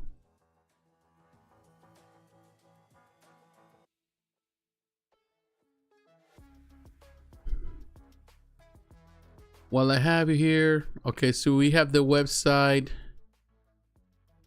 Okay, so this is the Dejah Thoris here. The Man Without Fear, the Platinum. Okay, I see what you mean. Okay, so here's what you were saying. That makes sense. So yeah, they do have the Platinum version. You were right. Thank you for letting me know that, because I kind of skipped that, not knowing that. Because I went to both websites, but I did not notice the difference until now. That's actually will carry both. But yeah, I can see the exclusive, which is the classic white. Okay, so I was saying about Larry Bird with the classic white. Okay, I can see that. I like the green. I like it. Both are good. The green is not bad. And there's the Platinum exclusive with the closed mouth. So is it that this one comes with a swatch? Okay, so this one has a swappable portrait. I see.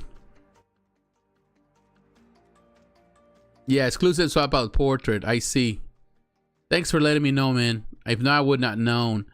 I will tell you that the closed mouth, it's okay. At certain angles, it's better than others. I prefer the yelling one. This is the one that reminds me of the Scott Campbell art. Nice picture too.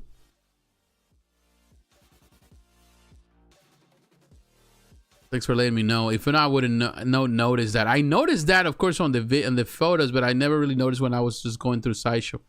I saw this stuff on the Instagram. Not bad, not bad. And oh, okay. Oh wow, this version they have here. Battle X exclusive. That is actually a very cool one. And also they give you the art print. So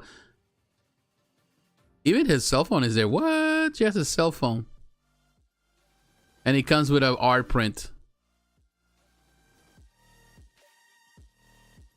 It's not bad. And again, she had some cake. But I like the hair. Although this is the one that looks less like Chun-Li because, you know, the hair is different. Not bad. Not bad. And of course, other things that we had seen that Blake and all, and that Dejah Thoris, a 1/3 scale. I think that is a beautiful depiction of Dejah Thoris, which I think it's better than the other one. This one with this one right here. In my opinion, it looks better. It's a lot sexier for sure, but definitely this is a really nice depiction too. So definitely they've been cleaning with the Dejah Thoris stuff for sure. All right, so this is, thank you for letting me know so that I have a better idea of it. But let me go to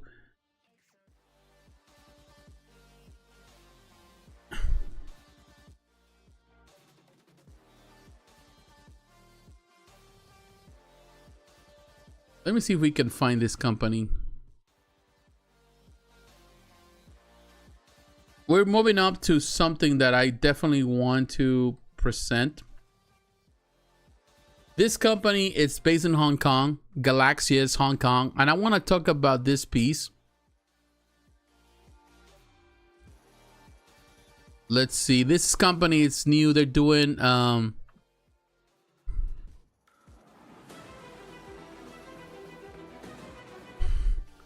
We're gonna cut the music a little bit. I don't know if you can see me. We're gonna go there actually. I don't know if you can see it. Okay, so we're here. Let me start from the beginning. This is the piece that I was mentioning, produced by Joe Mena. This is a whole bronze statue. It looks amazing. It's life size. This is a beautiful representation of Captain America. It's $12,000 for this thing, and of course the shipping is gonna be almost as much as that because it's going to be heavy. But Joe was saying on Instagram how proud is doing the work that he was given the opportunity to do this, and I'm telling you, he killed it. You know, Joe is one of the most fantastic sculptors that I know. He's a great human being too, a great person to talk to. Again, I interviewed him on the podcast last year. That episode is long episode, but man, he was on fire, sharing a lot of information, a lot of good things, and he's a great person to talk to. He's an artist through and through. But yeah, this is a phenomenal statue, and this is not for, you know, for the faint-hearted. They're only producing 20 of these. So when we're looking at what we consider like the ultimate statues, here we're gonna go to this website. It's already sold out, as you can see. It's sold out like in no time. Oh, well, this one, I think there's different. Okay, so there's different numbers here. Here you can tell you where you can order this, the numbers that have been sold. This is the Hong Kong store. I don't. Let's see. Oh, maybe you cannot see it. I'm sorry. Thank you for pointing that out. All right, this is the store here. Galaxias. This is the link where you can order this. They only produce in 20, and you can choose the number you want, and there's free shipping. I think the free shipping happens whether in Hong Kong or whatever, but international is gonna cost more. But here you can see, or I think this already includes the shipping. Who knows?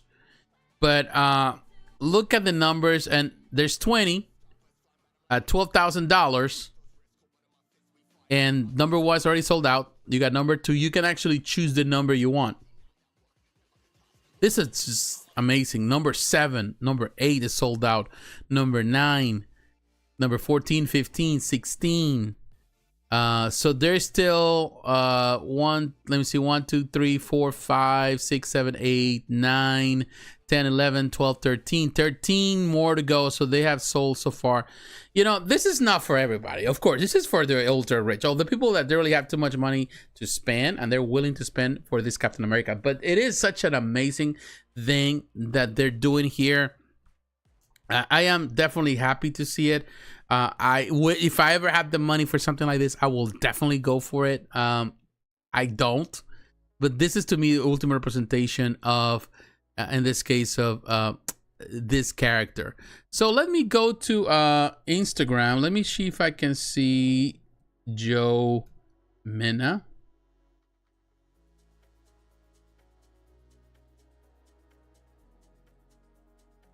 Joe Mena sculptor. Let's see if we can. Waiting on it to pop. Okay, here's Joe Mena. Again, super cool guy, super nice.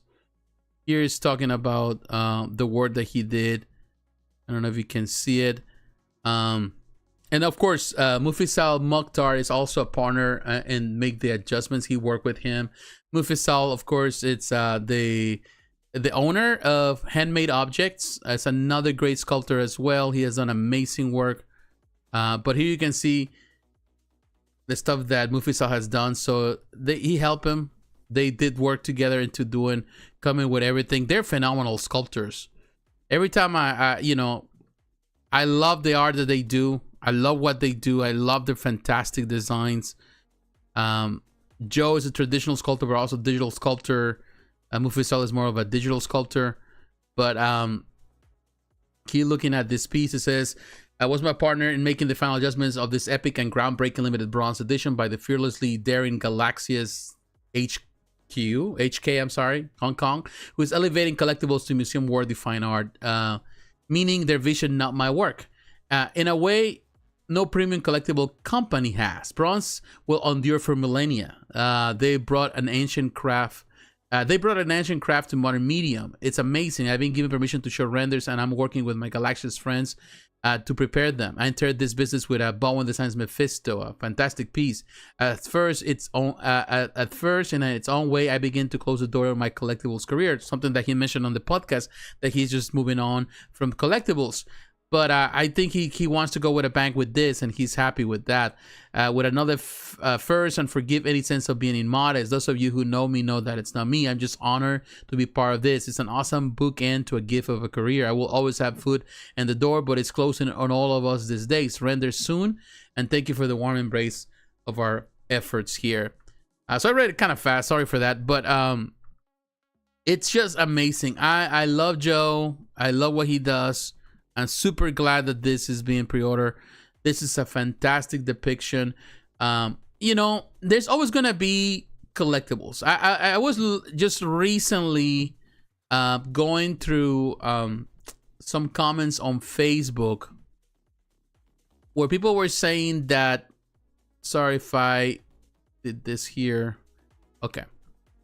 There was recently some comments on Facebook. There were people were saying that this is not necessarily. They were saying that this market is overcrowded, or that we cannot really call this collectibles. And I think somebody was saying something about that. There's no such thing as collectibles because these are like things that anybody could. I don't know where he was coming from, but saying that in a post on Facebook, one of those groups, saying that, you know, people can buy this type of things, you know, there's these, you know, they can be ready available, so they're not comparable, they're not high end.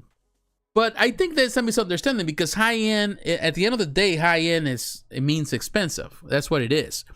There are different levels of expensive items in this industry, in collectibles industry. There are different levels even for what we pay. Some people can afford. It depends on how your budget and how much you afford.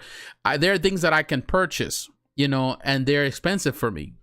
But there are different levels where people buy certain things that are more expensive. Some people can afford to buy a $500 statue. Some people can only afford to pay $200. Some people can afford to pay $500. Some people can afford $1,000. Some people can afford to buy statues for $2,000. Now, there's people that can buy stuff for $12,000. So yeah, there's levels. You know, these are high ends. These are very limited numbers. This is for the ultra rich, or the people that really have the extra income to get this type of stuff. And there is a market for it. And those are high end. But it doesn't mean that the other things that are all $200 are less high end, because at the end of the day, these are not for everyone. It's only for those who can afford it. And there's a, you know, they're not items that you buy at the store, you know, for consumption. Like it's not bread or water. You're paying for something that at the end is a luxury. So yeah, it's a high end. But things like this, projects like this, remind me that, you know, there's still market out there for people who are looking for the most ultra rare items and collectibles. And it's in some way, you know, I don't feel bad because they're expensive. I'm grateful that there is stuff like that out there. And those are the real grails. Those are in reality the pieces that will hold on value forever, and pieces that are just unique in design, and remind us that at the end of the day, this is art. And yes, there's a commercial side of it, but in the end, we're collecting art, pieces of art. Some are more rare than others, but in the end, it's art. All right, let me read some of the comments. I'm getting, okay, we read that part. Yeah, it's so poor that people don't like the open mouth. Yeah, we're talking about Daredevil. Yeah, actually, I like the open mouth more than the closed mouth for sure. I'm getting the museum version of Blade. Hope it comes out good. Yeah, I wish you good. That is a good depiction of Blade for sure. That is very nice. All right, so we talk about Galaxias. Now that we are here talking about Galaxias, I want to discuss the final thing. We covered so much stuff. I wasn't expecting to be this long, but hey, you know, it got kind of nice. But I want to talk about Oniri Creations. The whole thing of the bankruptcy, which caught a lot of controversy and a lot of responses. Of course, people talking about it, in social media, and let me look at something because I want to bring this into a clear mindset, of course.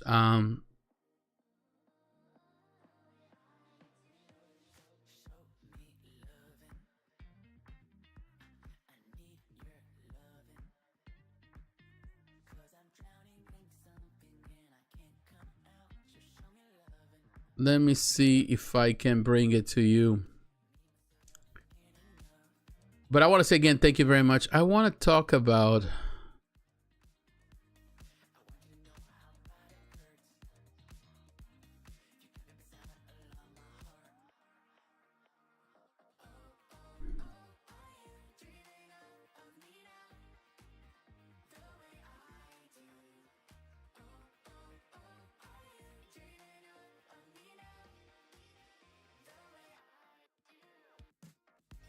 I'm trying to find some of the information here about Oniri.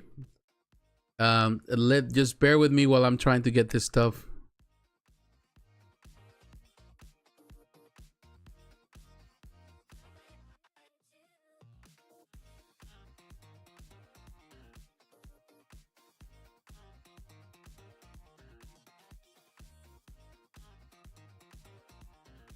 Okay, well, if you can see, I'm going to take you to Facebook. Let's just go to Facebook.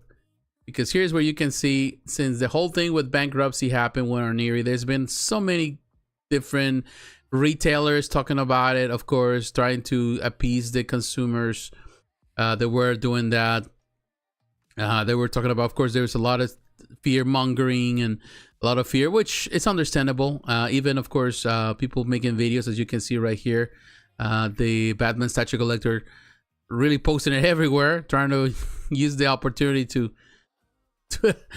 post it everywhere. But it's definitely one of those situations where you realize that the only thing is that Oniri, we kind of knew the concept was there, but there was not necessarily like there were a lot of news, but there was no one really talking, or Oniri hasn't really release any statement in reference to, of course, through third parties. That's what we got to know what really happened with Oniri, and of course that really created a turmoil through a lot of people on social media. You can see a lot of videos, people really discussing it. Oniri had a lot of different projects happening. There were a lot of things that were there. There were things that were released. There were a lot of delays and a lot of other things, but there was a little hope for some of the things. Even in my chat here on the channel, we talk about a lot of the products. I have friends who work for Oniri. This Superman was technically the way they were they were known. This Superman for Tomorrow, really nice piece, and people were always excited for it. So there was so much potential from Oniri. People really were looking forward to some of those reveals, some of the stuff that they have, some of the pre-orders they have. Just to be kind of all those ideas or plans being crushed down by this sad news, and definitely has created that of really a concept where trying to see if I can find, and of course the sad part of it is of course is that there's always this hope that people have when you're looking at these companies, is that they hope that when a company goes out and they are selling their products, there's always this fear at first, or people are a little bit reluctant to spend money on a company because there's no record there. Like, there's a difference between, for example, companies like Sideshow or companies like Prime One Studio, that they already set a foundation, they have a customer base, they are there for a long time, and they're always a customer service. So when you have a good experience, you go back to those companies time and time again. So it's easier to go back to companies that they have overall, no matter what, through the years, proven themselves to be responsible, worthy of the time, and they are really there to do what they're required to do, and they're selling the product. And yeah, there's sometimes cancellations, and that's fine when that happens. But I think it's definitely a cold shower when you see companies that they have potential, that they're doing well, at least apparently, and all of a sudden they go out, through through the back door, not even saying goodbye. Like sometimes some companies, they are able to say, you know, this is happening, we're dealing with this and that, but Oniri hasn't really made no statement. It just simply went out, they liquidate, all that kind of thing. We don't know the ins and outs. Of course, that creates a lot of speculation, a lot of the fear mongering, people saying, well, this is the end and blah, blah, blah. And this is the thing where I always will tell, I have to be careful. You know, for the longest in my life, initially when I started collecting a lot of stuff, I pre-order a lot of stuff. Then for a long time, I just didn't pre-order. And recently, I'm going back to more pre-orders. I still have, I'm still reluctant to pre-order certain things. There are things that I like to pre-order based on historical facts because I know that there's going to be very limited and it's going to be hard to come by. But I try to pre-order things from companies that I know, companies that I purchased before, companies that I've seen their products in hand, companies that I'm, you know, that they have a track record, a proven record that they are, you know, reliable. Now, companies that are new in some way, like Oniri was, they're companies that I'm not going to pre-order because I need to see the first products before I commit to something. Unfortunately, a lot of collectors don't see it that way. A lot of collectors, they just simply see something they like and they go with the, of course, FOMO is always real. So they go and put the money down into certain things. All of a sudden, they get burned out. It happens in the customs world, very common there, but also happens, you know, unfortunately, people don't want to believe it, but it happens also with commercial companies. That is the reason why I have to be careful. The thing is, like, when you pre-order, it's better also to pre-order through third parties. So you're dealing with a brand new company, go and pre-order, let's say, through Sideshow. Do it through Sideshow because it will be a lot easier to get your money from Sideshow. Sideshow can put the money back, can give you that. They will honor that, or they give you credit or whatever. But when you're dealing with companies like directly with Oniri, and when Oniri liquidates everything, who's going to pay you back? You can try to fight it, but some of those pre-orders were for years. It's not like you're going to get your money back. So you got screwed. You lost what you invested. So it's better to go with some companies, maybe Spec Fiction and some other distributors. That way, the blow is less hard. It's easier, I would say, to deal with them than trying to deal. Now, if Oniri was in business for a while, you know, then yeah, I get it. You can order to them because they have delivered as much as they can. But even that, Oniri did a couple releases and some of them, they were great. They also had a lot of QC issues. There were a lot of delays. So they were known for not being always on time, and they were known for not being reliable. So it's sad to see that. It's unfortunate because it happens. Now, let me read some of the comments before I bring my other point in reference to that. Let me see. I get in there. Okay. Did you ever buy statues from them? No, I never did. I never buy anything from Oniri. I do know a couple of guys, friends of mine from years, a couple of them. Some of them well known. There were sculptors and painters. I know them. I have done business with them in the past, like custom stuff. So I know them individually, but of course they were working with them. I haven't really talked to some of them for a while, so I'm not sure that they're already close ties. I know that people lost their jobs. That's all I know. You got the Saturday Night Fever backdrop. Okay. The Sideshow, I feel will be a money back guarantee for sure. Yes, this is the thing. Again, what I'm saying is this: if you're going to pre-order for a brand new company, that it comes out and it has something nice, something that it looks really cool, my opinion is that it looks good, but you don't know the company, you don't have experience, so it's one of those things where you feel like I just don't want to kind of get burnt out. So my opinion is to just go with your gut on this one. And just don't do it, you know, like don't do it through them. And just go with Sideshow, for example, because Sideshow's proven they have history. They're distributors. They deal with this kind of thing with all these companies. So you're going to get your money back. They will give you your money back. It will be easier to deal with than doing it directly with Oniri. Like the people that they did that stuff with Oniri, of course, they are the ones suffering. And they're suffering for obvious reasons.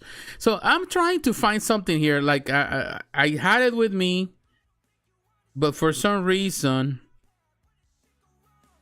let me just give me a second.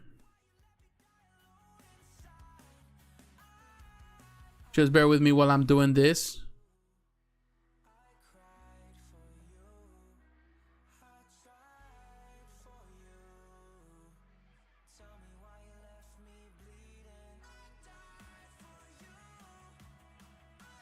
I want to. Dude, this is the thing. When you're looking for something, all of a sudden, it's not there.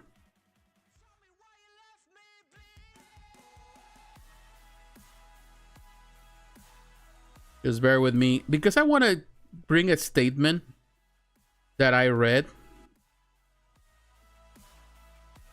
by the owner of actually Sume Art, who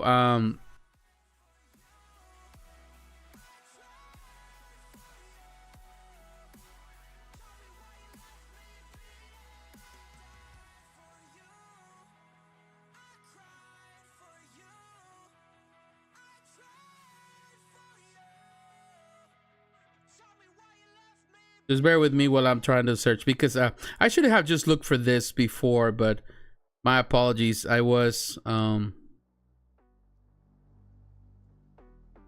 sometimes, you know, like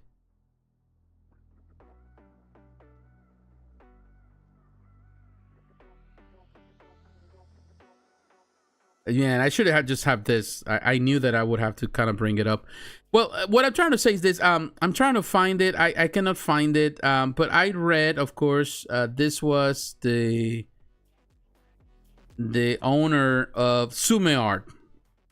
For some reason, his name just escaped me at the moment. But we're friends on Facebook. But you know how it is. You remember somebody's name, but then you don't remember it. So it's one of those things where, like, okay, what is it again? So he was talking recently about the event with Sume Art. He was just really pointing his opinion. He was saying what he thought about it. So he made a statement, of course, in reference to what happened with Oniri. You know, this is companies that are technically based in France, although Oniri Sume is based on Luxembourg, but they're right there in France, and that's what they do. So you know, we know Sume Art has been in this business for a while. You know, Sume Art has proven themselves to be a worthy company that handles.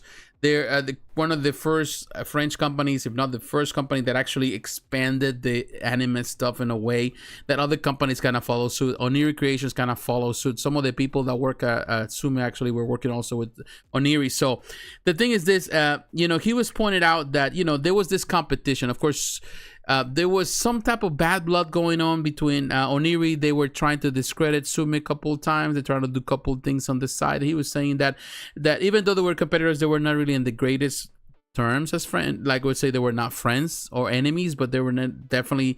He always saw them as in some way as competition, but also that they were playing not fair and trying to discredit them as a company. But he was saying that he never wishes anyone bad. That he did not wish Oniri to go down the way he did. However, he points out that because there was a lot of speculation, the whole thing people were saying in France, particularly a lot of French collectors that were saying, well, this is a sign that the industry is doing bad, that there's nothing there, that, you know, that there's no money there, that, you know, that the things are falling apart. And he started to clarify, no, companies are doing business. We've been doing business for a long time. They've been doing business longer than anybody else. And he was saying that the reason why they still on track of things is because at the end of the day, it has nothing to do, when we talking about the people, what happened to Oniri has nothing to do with money. It has nothing to do that they were not selling enough, that they didn't have any purpose, because all the stuff they have was on pre-order. They were able to close some pre-orders. They were selling this stuff. The money was there. The problem with Oniri in the end was mismanagement. Whoever was in charge of it was not doing a good job, and they were doing so many things and trying to do this or try to rub Peter to pay Paul. They were doing so many things that in the end hurt them as a business. It's important for anybody that gets into this industry. You have to be very careful. Yes, there's a lot of competition. There's a lot of companies selling products. However, one thing that you have to be very, very, very careful in this industry is not to eat more than you can or trying to swallow as much as you can. You have to be concise. You have to be precise. You have to be very, very good at doing what you're doing, but also that you have to keep your promises. And sometimes you see companies that they do one thing and they jump to the next thing and they put something on pre-order and one thing hasn't even delivered and they're going into the next pre-order. You have to be careful with that. Companies, they need to be. You have to learn to manage money. And sometimes a lot of these people, they start these companies, they're great artists or they're people that they love the art or they love that or whatever. They're even collectors that start companies, but they're terrible managing companies. So you need to have somebody that has a business sense to run your company. So you are doing the right decisions. because they had the money. Where the money went, who knows? Because they got paid.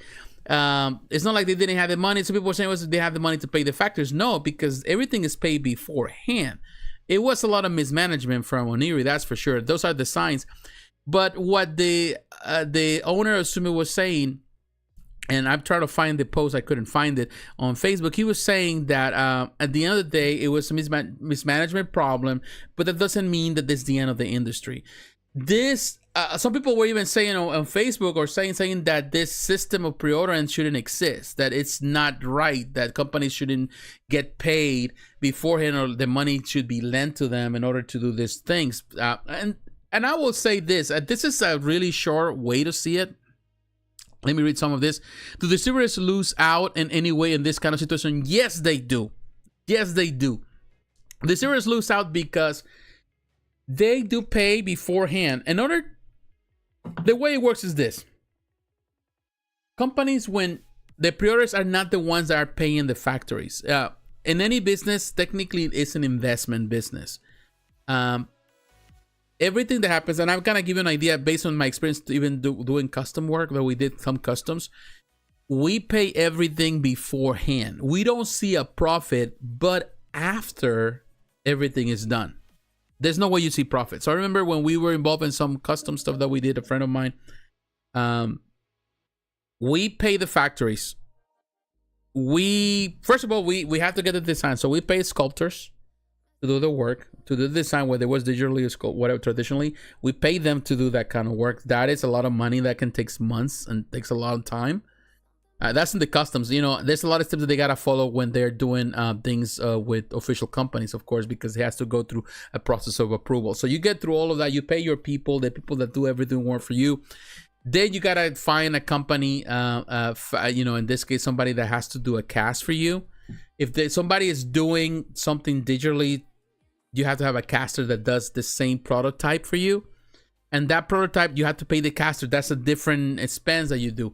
And then you got to go and pay the factory, and you have to go under the schedule of the factory, and you have to have a certain number. The factory is going to tell you, for us to produce, you have to order a certain amount of pieces, and we will have it ready for this time. You got to pay them before they enter production.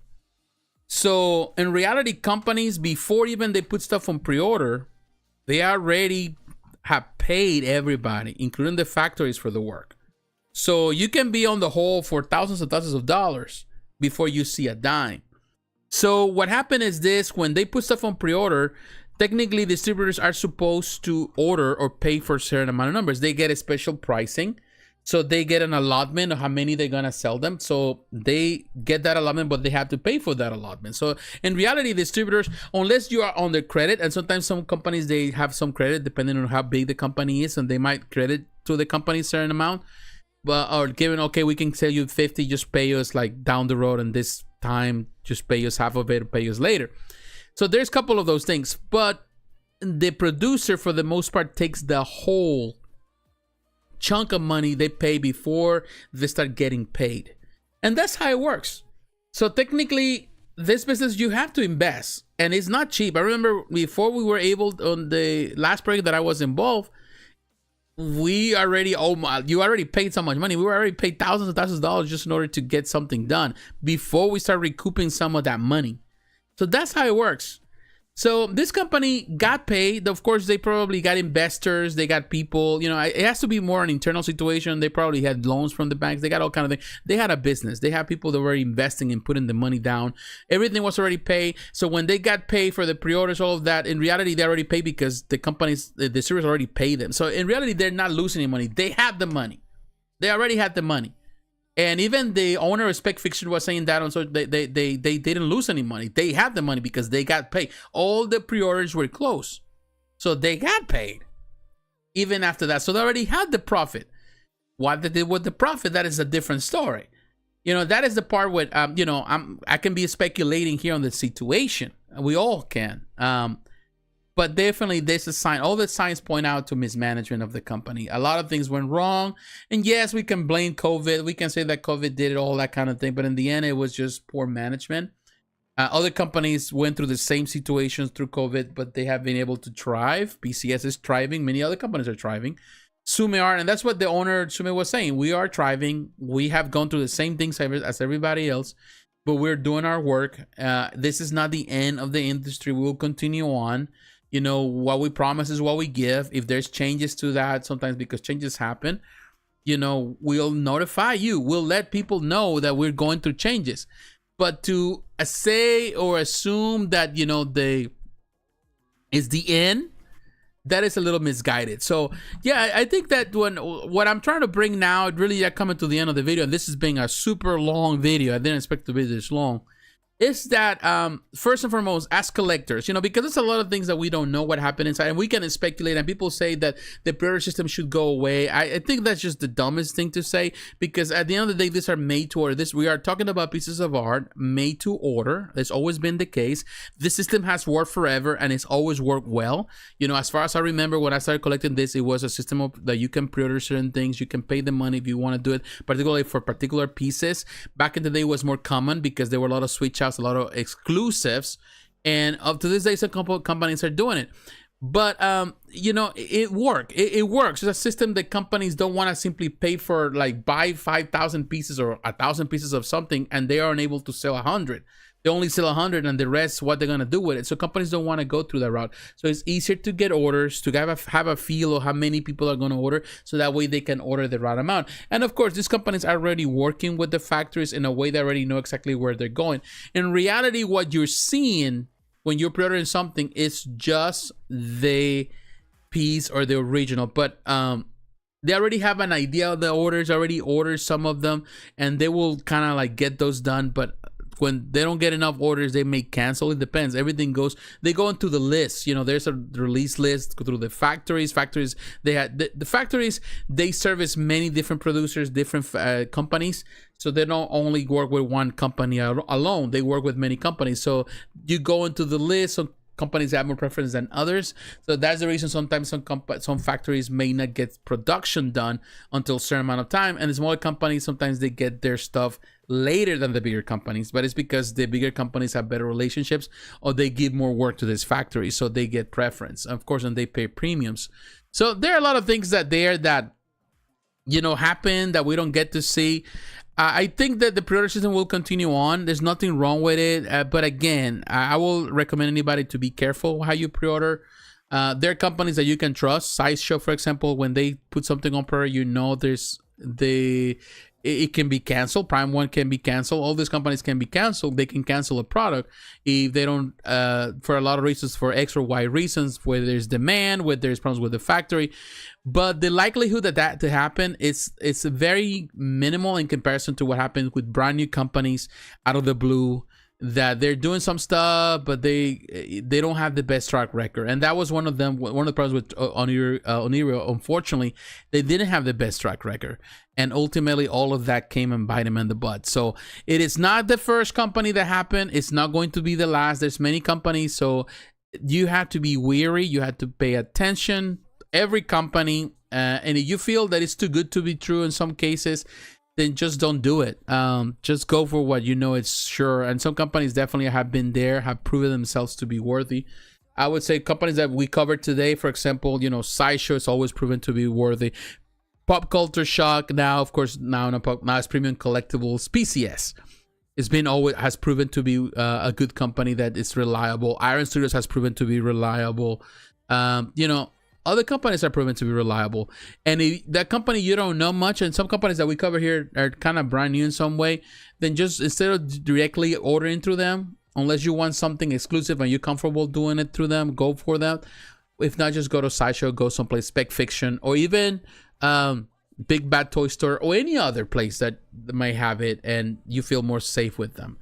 All right, my friends, I want to say to all of you, thank you very much. It's been a long night. I am tired for sure.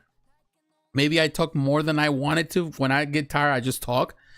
But I am so glad that I'm able to communicate with you. I'm glad that we're able to talk and discuss collectibles.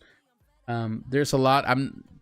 Maybe next Friday we'll do the same thing. We'll see. Depends on how things go. It's a pleasure for me to be with you and have this opportunity. Yeah, you too, my friend. I'm looking forward to this weekend. This was a long week, so I gotta still work on some videos that I have to finish, edit. I definitely a couple things that I gotta finish and review, filming, but I'm looking forward to just to kind of chill and do something here. Maybe play some games I haven't really played at all in the last few days. Which statues are you considering? Of the statues here, of course, you know, right now my focus on my collection has been with Twitterhead. That's what I've been collecting lately. I have a few statues that are coming on pre-ordered from Twitterhead. Batman this year is coming. I ordered also that Superman versus Doomsday from Iron Studios. I'm getting that one. What else I have? I'm definitely considering to get maybe maybe I'm not sure if I want to get something with there's a couple of things I'm not sure exactly. Twitterhead definitely is the company that is I'm concentrating the most. Iron Studios definitely. I'm also considering do some stuff with Weta. What else? Other company I've been looking at lately? Maybe some of the Seiya stuff. Maybe with Queen Studios or also with Sume. So you know, I'm debating. I've been thinking about that Colossus and Wolverine diorama from Sideshow. That's another one that I've been looking at. I've been thinking about it.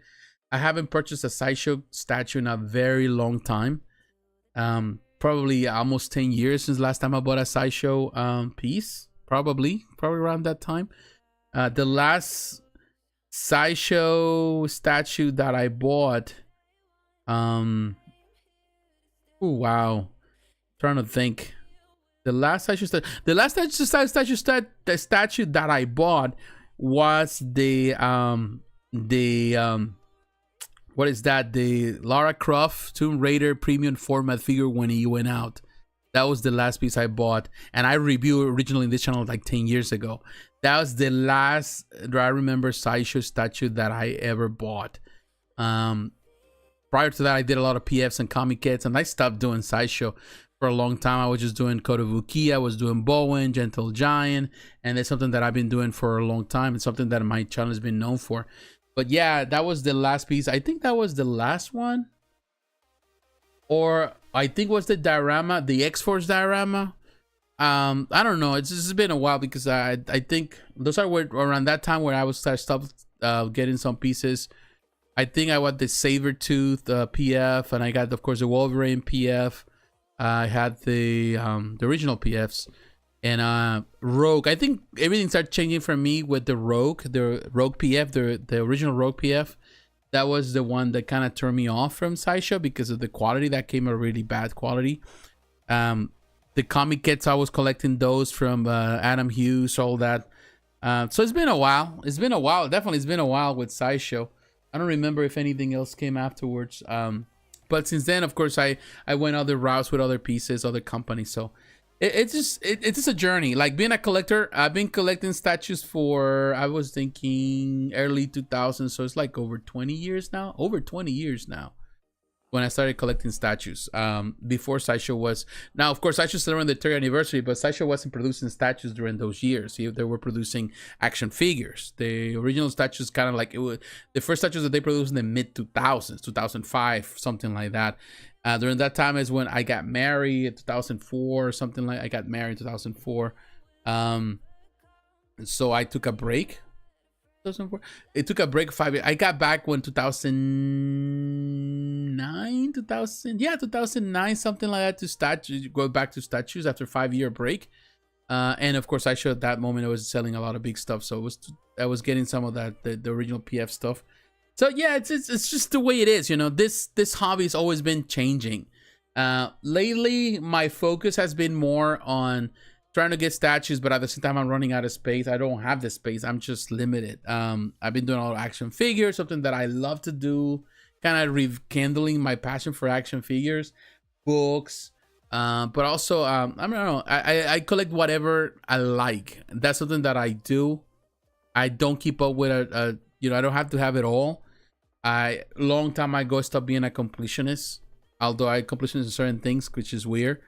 But for the most part, I just collect what I like. And And that is my motto, you know. It's make it simpler for me, just to enjoy it. So my friends, I want to when I collect, I don't do a line really. I just collect my favorite characters, which is the way to do it. You know, believe me. My recommendation for a long time was to go and to be steady, you know, and reality is that some people can be steady. Some people can keep up with one thing. But for me, based on my experience as a collector for many years, it doesn't work like that. I'm the type of person that I realized after all these years that, you know, I change. You know, I'm the type of person that my likes fluctuate a lot. You know, it's just, you know, like I love so many things. It's hard for me to pinpoint that. I love Marvel. I love DC collective, DC. I love you know, Star Wars. I love anything that has to do with sci-fi. I love gaming. I love, you know, like 80s cartoons. I like movies. Maybe I'm just all over the place. But I collect certain things. And some people say that you have to have a team. And believe me, I'm also supportive of having teams and trying to be organized with your teams.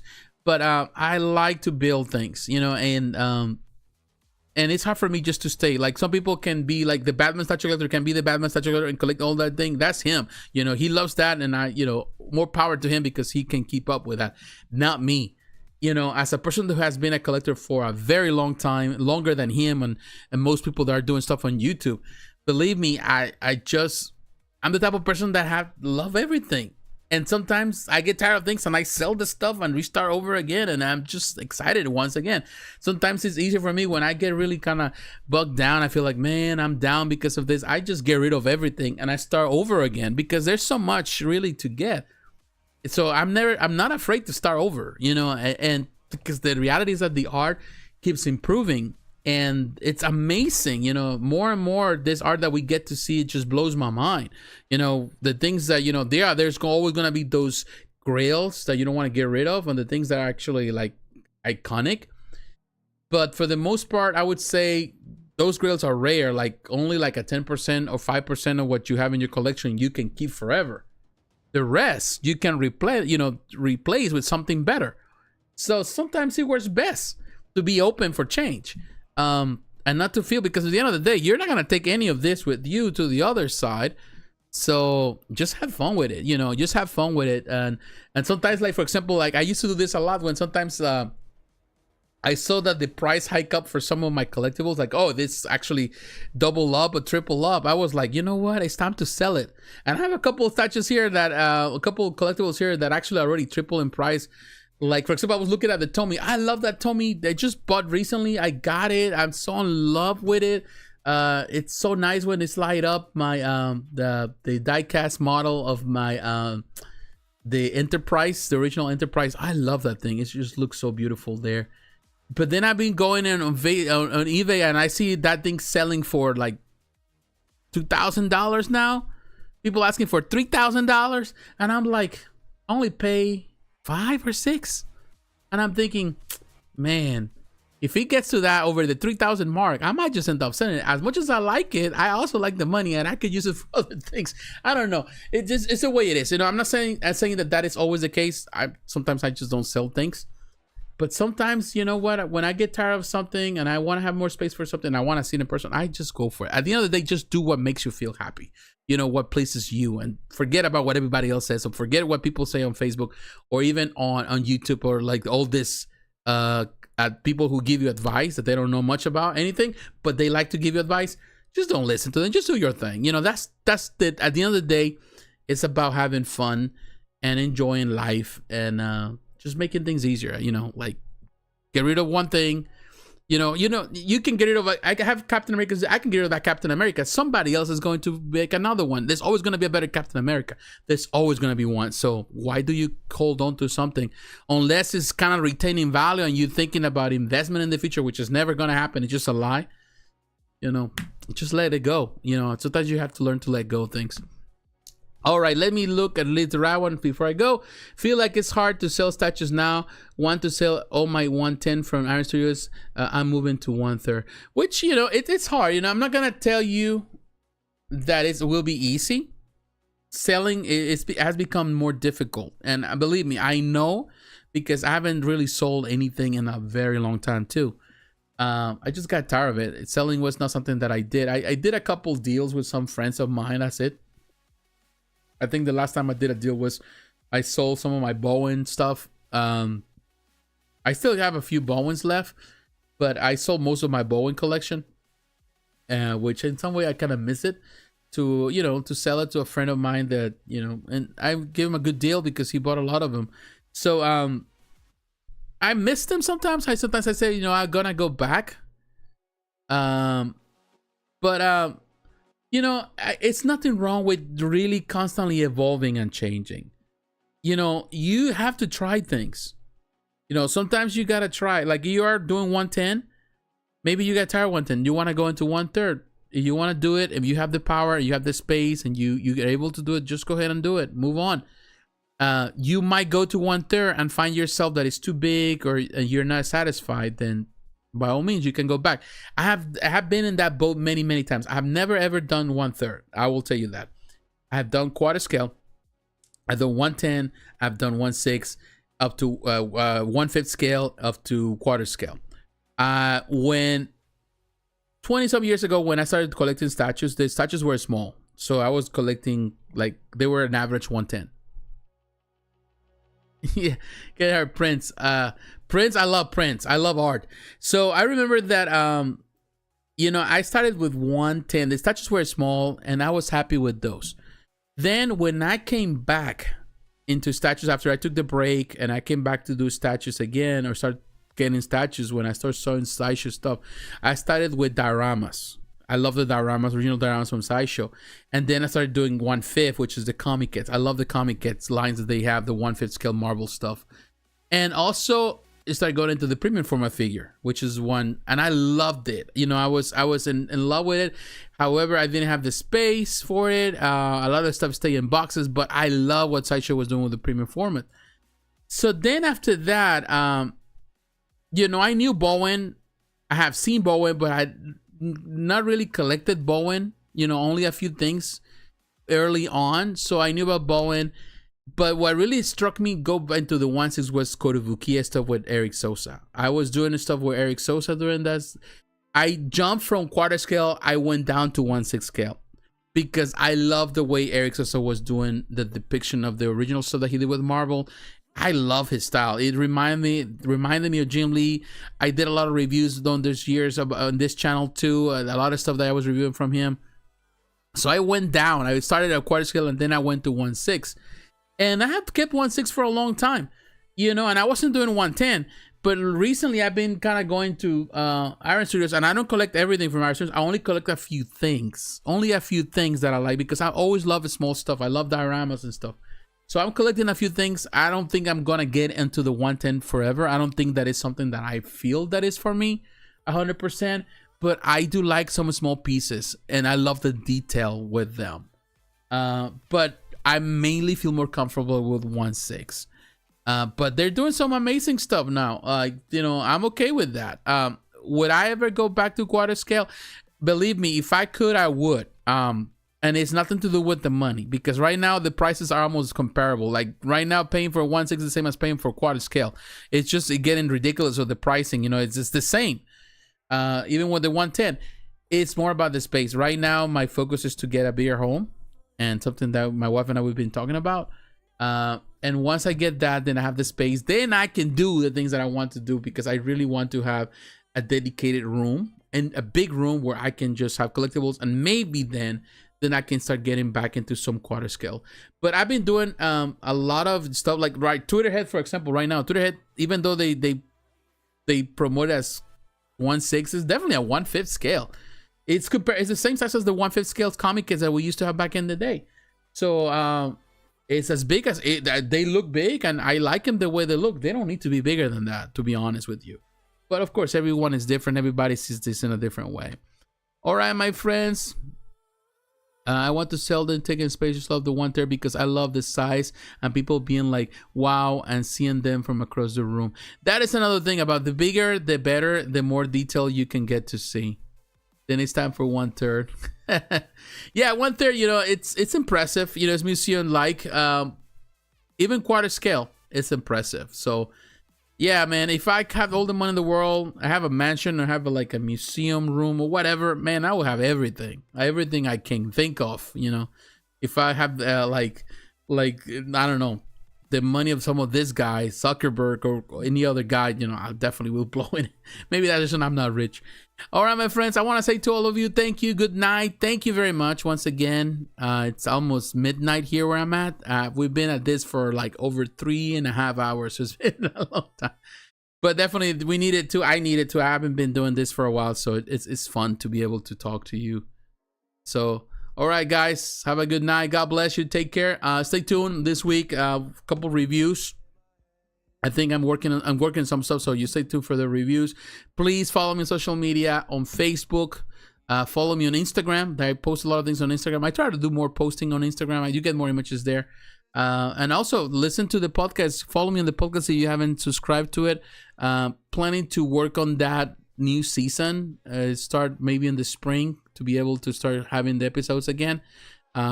Looking forward to that. So we'll see what happens. So my friends, good night. Take care. I'll see you again.